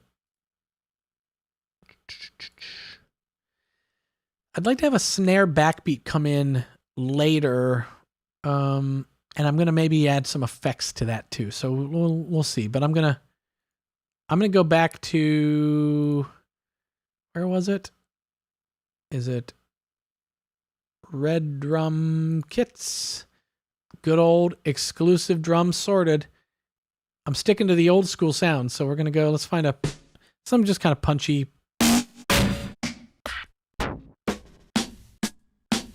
Even that, maybe. Yeah, maybe. Hang on. Let's drop that guy in. Oh, I gotta wire it. Let me wire it up on my mixer. I so use the horizontal racks in Reason that, for me, scrolling vertically like this is, even just that is the throwback. Okay, let's if I turn the pitch down and shorten the length, I want to get rid of that. There we go, it's getting better. Gotta turn it up and pitch it more. Maybe even more. Not quite.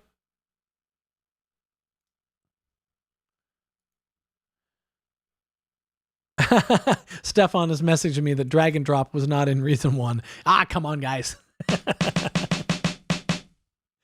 Oh, boy. Okay. That's not bad. Let's what, are you going to make me go up here and do it this way, Stefan? Is that what you're going to do? I got to use does that even show up? I don't even know if my menus, when I do I can't see it at the same time. Let me see. Okay, yeah, that does actually show up on your stream. Okay. I'm going to do this just for you, Stefan, once, but then I'm going back to drag and drop. Compressor, where are you? Built-in devices. See, I never live in these things. Here we go. Compressor, compressor, compressor. There it is. Okay. Going to just set up a backbeat 5 and 13.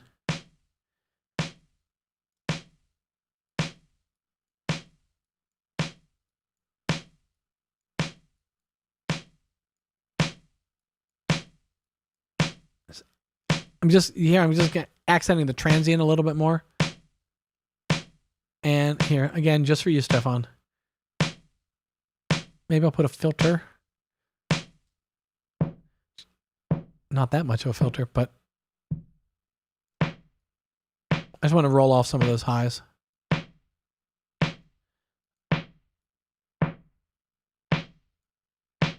I'm treating this filter as if it were like in modern Reason standalone. This is the high pass, low pass filter of the mixer of the Reason mixer, or the new rack device version of that as well. So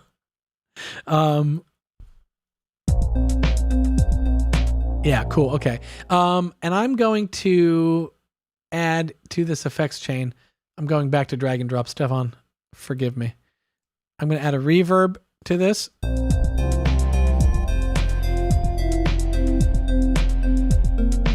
starting to sound a little bit 80s. So here, I'm going to... Okay, couple of things I need to do here. I'm going to, first of all, double my sequence.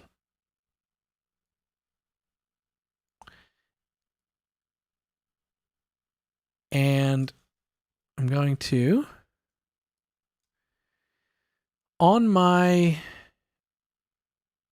red drum here, I'll start on a blank pattern. I'm going to create a pattern lane in my sequencer. And on the first 8 bars, we'll be on our blank pattern 2. And then I've made my main pattern, which is just the backbeat snare, on pattern 1. So that it'll start without it, and then it'll bring it in.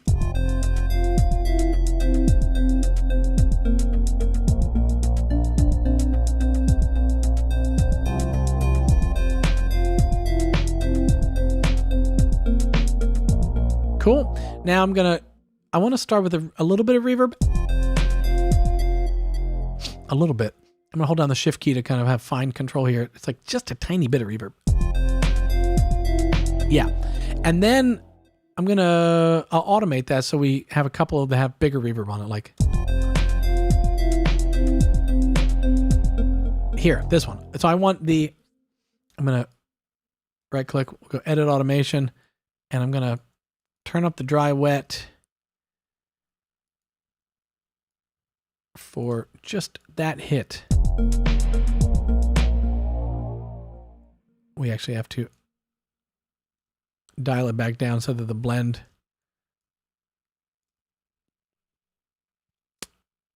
is, whoops.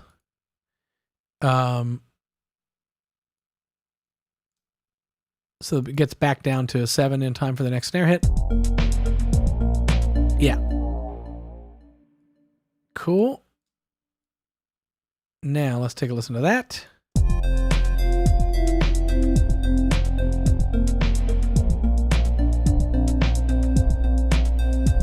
Okay, I might even turn it up even a little more. Let's see. Let's see how far we can go and still be tasteful.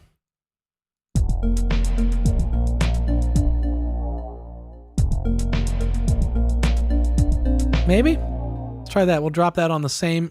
Oh, it would be... I got to do it this way. Weird. Like that. Okay, that's just to make this loop work. Okay, let's see here. Oops. Sorry. That should go on bar 5. Here.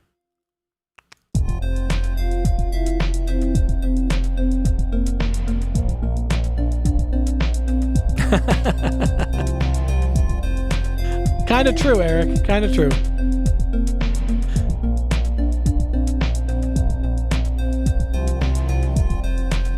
So I've got this. this one, just I'm turning up the reverb, automating the reverb on the snare drum, just every other bar on the fourth beat of the bar. Oh, Stefan says increase the tempo to 123 and I'm done. All right, let's do that.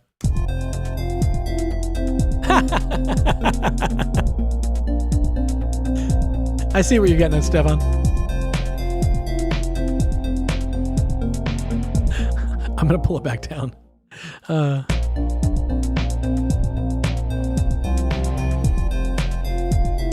All right.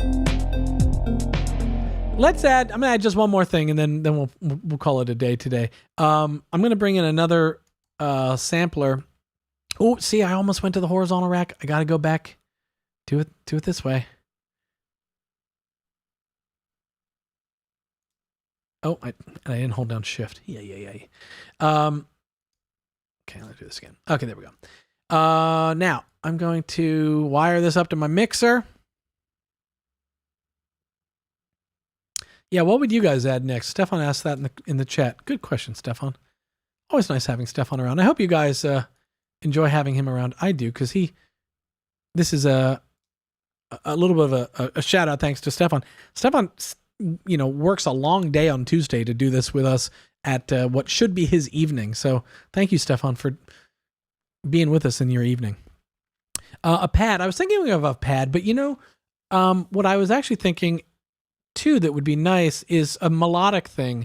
And the thing about the Nina 19, it being a sampler, and definitely something that was new to Reason 1.0 as compared to coming from Rebirth, was that you had things like actual pianos, and that was cool. So I thought maybe let's try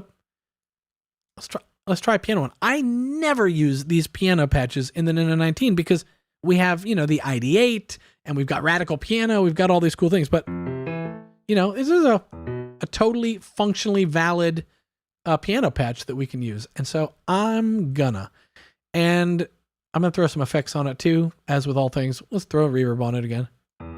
But let's go to large hall. No. Hall 2.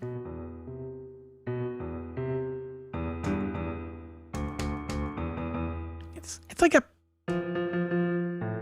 if I'm like making beats and stuff, like this is kind of a cool. It's like a cool, again, like there's some of the beauty of these devices, like both the reverb and playing a piano that's based off of a relatively rudimentary sample and sampler, is that it sounds of a time. It sounds of a certain aesthetic, Radical Piano will sound like a way more realistic piano, but this sounds like a sampled piano running through a 90s digital reverb. That's kind of cool. So, phaser. Oh, okay. Navi says phaser. Should we throw one on? Boy, I don't do enough with phasers. Oh yeah, okay. Let's mess with that. Okay. Now do I want?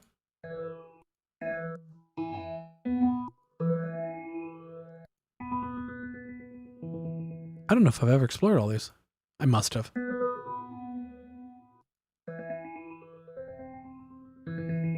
Yeah, let's do that one. Okay, now let's kind of figure out a line here for this. Gated reverb, yeah. Yeah, there's a gated reverb in there. In fact, you know what? Shall we explore for the fun of it, adding a gated reverb to our snare drum backbeat? We may undo this in a second, but let's just add one. Gated reverb and take a listen.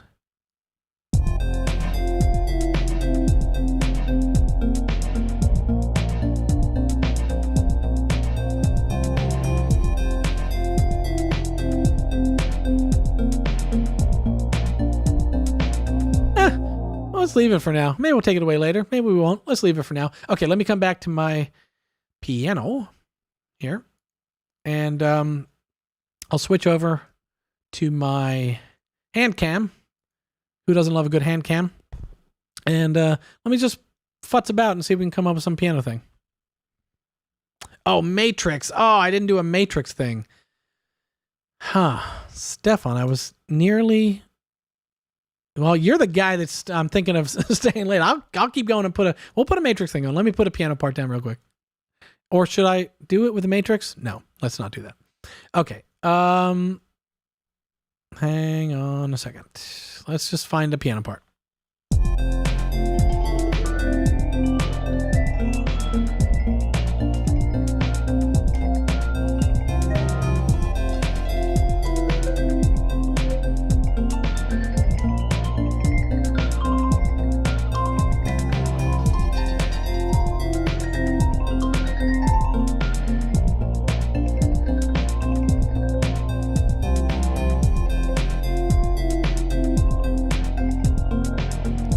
It needs another something. I wonder what it needs.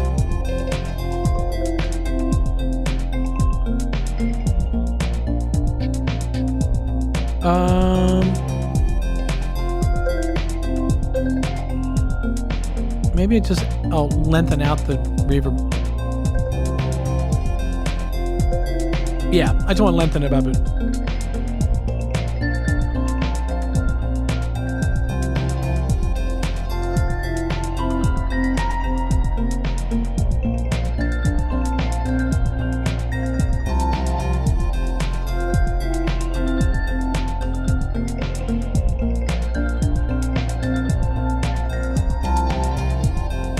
Something like that. That'll work. I've made music. I'll count it. Okay, let me just go ahead and record this because I want to have some time to do a little something with the Matrix.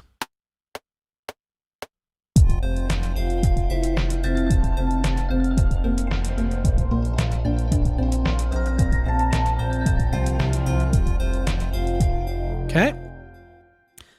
Quick quantize there because...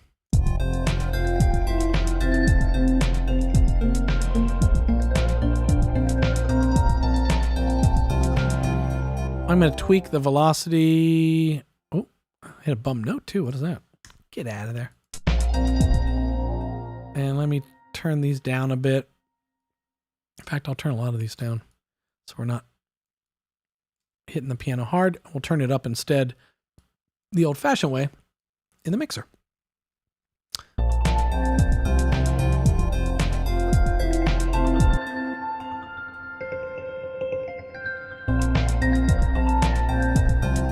Okay, now I'm going to, let's edit the panning of our mixer to the line. The line I wrote is a little bit of has a little call and response vibe to it. Where is that? Here we go, pan. And so let's do this. Let's have it in kind of favoring one ear first and then the other ear second. So something like this.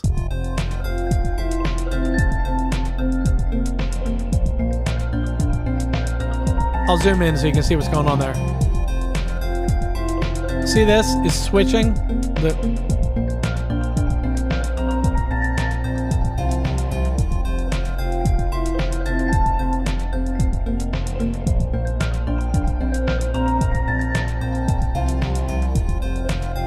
okay. Cool. Now,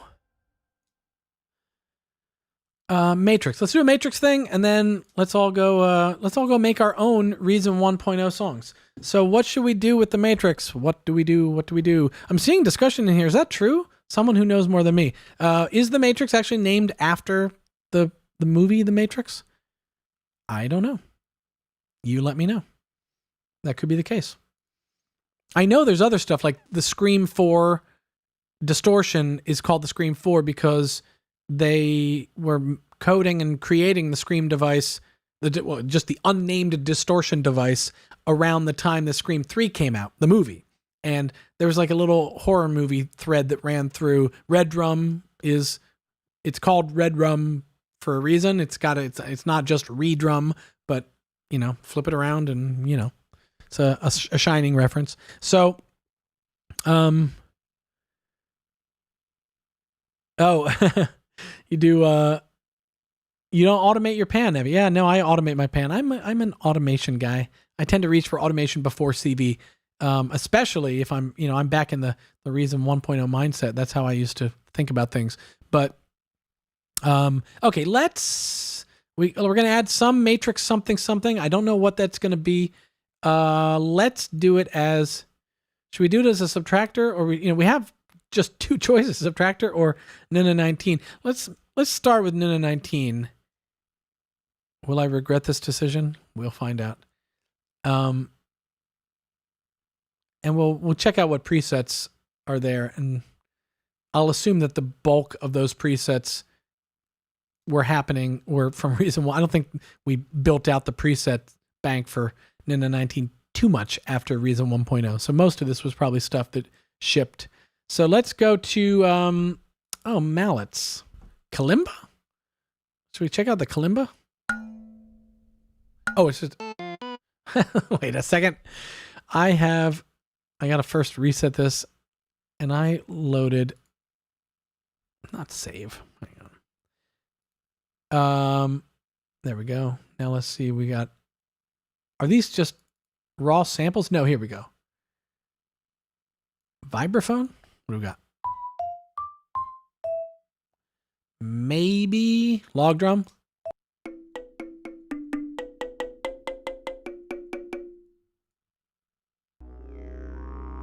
No. Let's see what else there is. Andreas, I mentioned this earlier in the stream. Nina 19. There's a song by Paul Hardcastle. It was a big electro song, electro pop, I guess we might call it, called 19, and it used a sampler to trigger a sample of someone saying something. The average age of a Vietnam soldier is 19 years old or something like that. And then they would re-trigger, no, 19, no, 19. And so that was sort of that, it kind of like a Duran Duran had one of those, flex. Like that was a thing. People were just like, look what you can do on a sampler. And so I guess the developers, the guys who were making this were fans of that tune but anyway, let me get back into my, definitely won't be a didgeridoo sound. Should I go to back into these old things? Let's see. I mean, it could be anything. We could do that. Well, we're going to do that. We'll do that. Why not? Is the reverb coming from the sample itself? How am I getting reverb? It must be part of the patch. But where? How? If I turn the... Oh yeah, okay, it's in the patch. Cool, okay. Well, we got reverb for free in our sample. Okay, now, people were requesting we do something with the matrix pattern sequencer as well. So let's do that. So I'm going to send note CV to CV here. Gate CV goes to the gate. And now if I hit play on now we've got our pattern sequencer. Let's set our resolution maybe not to 16ths, to 8ths. Okay.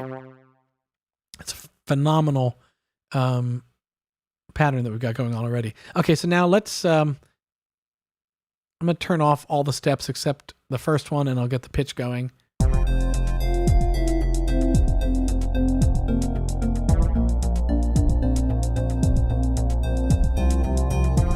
I'm going to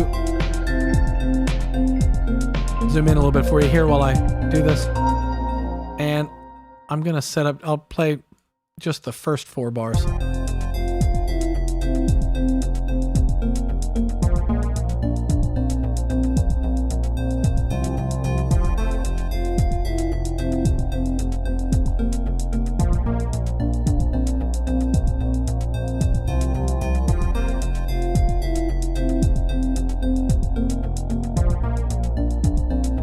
Oh, wait a second. Hang on. Yohani is screaming, tell Ryan this. Matrix, Subtractor, TB303 patch, chorus, folder distortion. Is this, okay, are you suggesting I completely redo what's going on so far? I mean, if you guys are going to stick around for a few more minutes, I'll do that. So you're saying this should be a Subtractor. I got to find your comment. Wait a second. I'm going to have to keep scrolling up. God, hang on a second. Stefan, do me a favor. Grab Yohani's comment because it's scrolling away from me now. And paste it. Oh, here it is again. There's a matrix subtractor. Yep. TB303 patch, chorus and folder distortion. That's right. Okay. So let's do that stuff. You already got your Brat hi-hat in, Yohani. Now we're changing up the sound. I'm kidding. It's all good. What do we want? So we got to do chorus.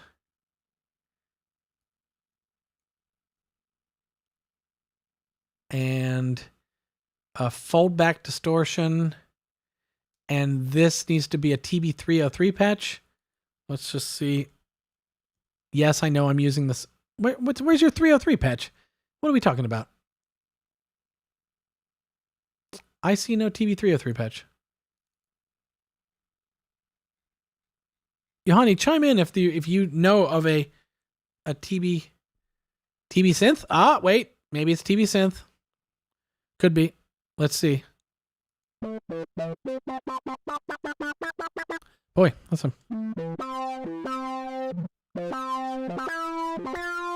It's a fun sound. All right, let's see what happens. I may question the wisdom of this, but I will make music by committee. Why not? Okay, let me jump back into my matrix, and Yohani, go ahead and correct me if there's any settings that you particularly want. I will just I will do your bidding. But let's see if we can get a pattern going with the TB303 running through a chorus and a fold back. I might change it back to 16ths now.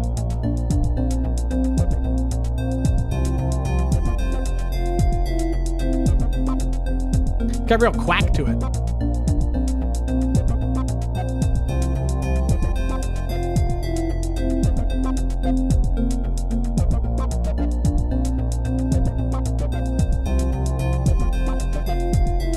Stefan says change it to a square wave. Jeez, everybody. Who's driving this thing? That is better, Stefan. Oh, comes from Yohani. Okay.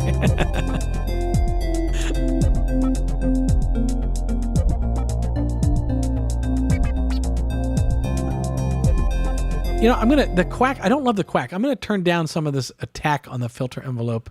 Do I have that up on screen? Can you see that? No, you can't see that.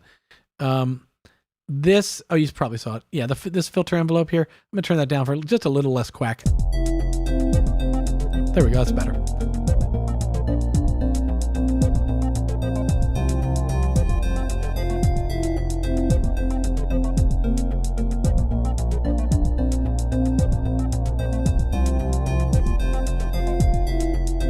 What note do I want? There we go.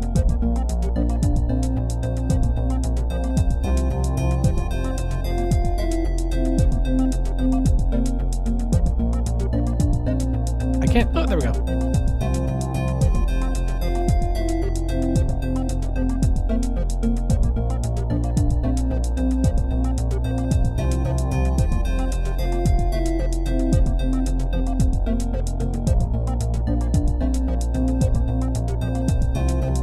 Okay, let's listen to that soloed.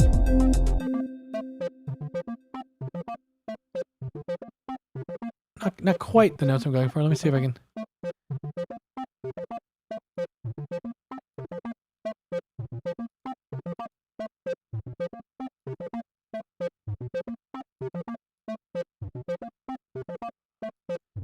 I hear a note in my head and I can't find it. Wait, there it is.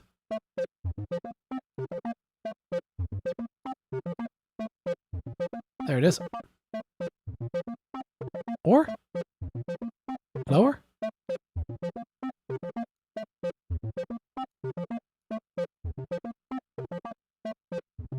Sure. Okay, that's probably right. Okay, now let's good quack. Oh, we like the quack. Needs delay. Ah, boy. Cooks in the kitchen. Cooks in the kitchen. Okay, let's put some delay on it. Let's go.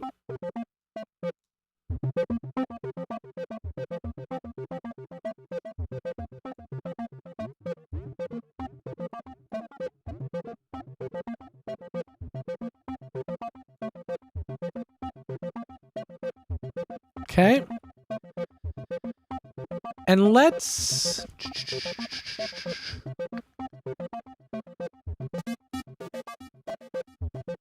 I guess I should stick to the low pass.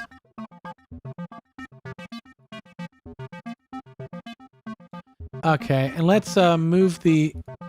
do a similar thing that we did before. We'll move the... whoops. Filter frequency.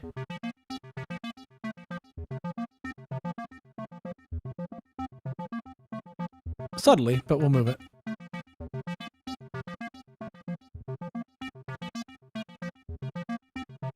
Every 2 bars.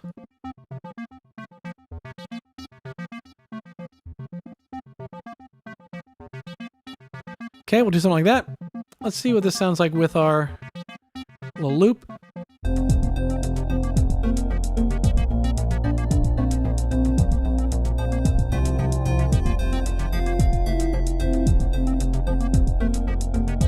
Now, I'm going to double up the length of my sequence, but turn the second half off so we get something that just goes every other bar like this.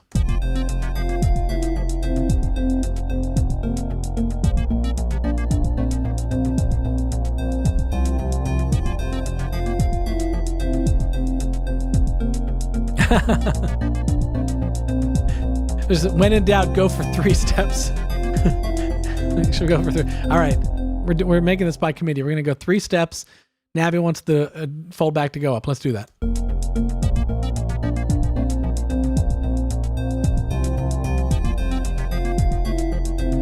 You're right. Actually, it does sound a little better. Though, maybe I'll put another filter in there.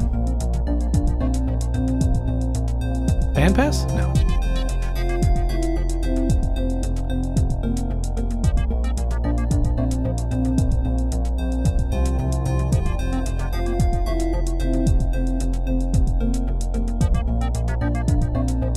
Maybe? Sure. Now, I still have my auxes up here. I could send this to the reverb. Yeah.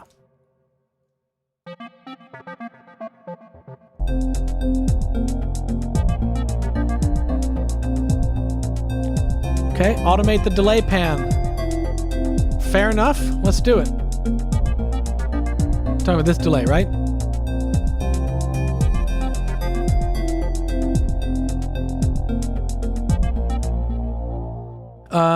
Well, here, why don't you want to do the same thing we did last time where we automate it?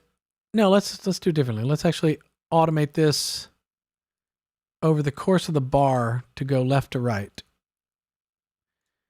And then we'll do it again.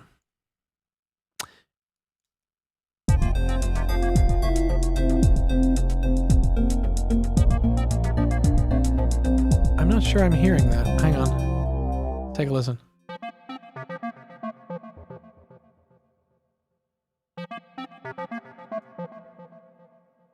Am I hearing that? Am I going crazy? Maybe we need it. Maybe it's because it's going by too fast, and I'll do this. Let's try that. And I might turn up the dry wet so we hear more delay and maybe even more feedback. There we go. Now I'm hearing more. I assume you guys are as well. Gotta dial it back a little bit.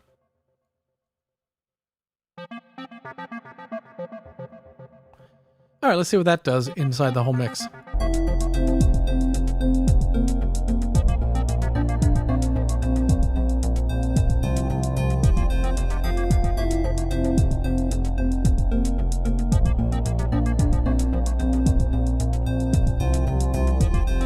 Navi, Xavier wants an LFO for the pan. I could have done that. You're right. That might have been wise, but I didn't. All right. Whoops. All right, let me zoom out here. And I'll copy that. I think that's all of our sequence. Yeah, that's our stuff. Okay, so let's just take a listen to kind of how it builds in from bar 1 to 8.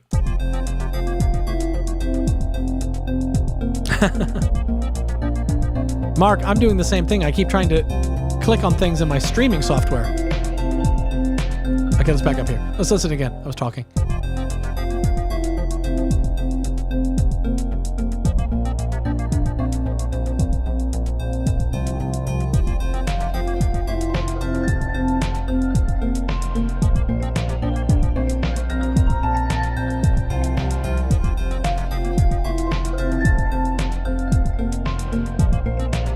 Sure. I mean, that's a thing. We made a thing. We did it together. I'm gonna loop that here. I'll loop that as I talk to you guys. We'll go out on that. Yeah. Do you? Stefan says maybe we should share this document. We could. I haven't saved it yet. It's still called Untitled. But. Ryan Harlan voiceover. I don't know if anything needs the Ryan Harlan voiceover. But yeah, Mark, exactly. Yeah, that's right. You're not my dad, everybody in the chat telling me what to do. No, it's been fun. It actually has been fun doing some of these decisions. You know, these creative decisions are, especially on a live stream, they should be interactive, right? Like, let's have fun with this together. Let's decide where we can take this music together. So what I have done today with you is the Reason 1.0 Song Challenge. I have made a song and I am using I'm going to switch to pull this up again. I am just using the devices for Reason 1. These are the Reason 1 shipped with Reason 1 devices, and I made a song using it, and you can too. And I told you guys we're gonna be posting about this more officially in an upcoming social post. Stefan will give you the details. I'll probably make some kind of video announcing it, but you can get started. You guys get the head start because I'm tipping you off today. You get the head start to start making Reason 1.0 Song Challenge songs. And on December 1st, Matthias and Ludwig will join me on the live stream. We're going to play what you guys did. We're going to talk a little history, talk about Reason, and maybe show some people what's in this little digital goodie bag that is going out actually next week on the 17th. We're gonna have a little digital goodie bag for you guys, and don't forget that that digital goodie bag needs your help. I put out a video, and I was saying in that video that we want to put together a community refill, a Reason community refill that has your sounds. So design some or take some favorite preset you've come up with, a custom preset of yours. Don't send us Reason Factory Sound Bank sounds and be like, this is my favorite bass. We already have that bass. So don't send us that stuff, but send us your custom sounds, custom instrument sounds, custom combinators that you've created. And in that regard, I will say that a custom combinator, if you want to take a factory sound that you've now added players and effects and you've really made your own, like, that's probably fair game. But send us your custom creations, and we're going to put them into a Reason refill, not Reason song files. Send us the instrument presets or the combinator presets. Don't send us Reason files. But there's a Dropbox link. Stefan will share the Dropbox link with you guys. We'll be making more announcements about that this week to remind people to send us stuff, because we'd really like to have a nice refill of presets to share with everybody that is sort of a for us, by us type of, we the creators refill, the Reason community. So guys, that's it for this week. Christopher was bummed he couldn't be with us today. I hope we had fun today anyway. But Christopher, we are going to get on the stream. He will be with us. Like I said, next week, I'm off next week, so we're off next week with the stream. But in a coming week, within the next few weeks, we're going to get Christopher rebooked, and we'll make an announcement about that, obviously. So, hope you guys had a good time. Go make some music. Go make some Reason 1.0 music. Play around with Subtractor or Nina 19. If you haven't spent a lot of time with them, get acquainted or reacquainted. And I will see you back in 2 weeks on the Reason Livestream. All right, guys. Take care.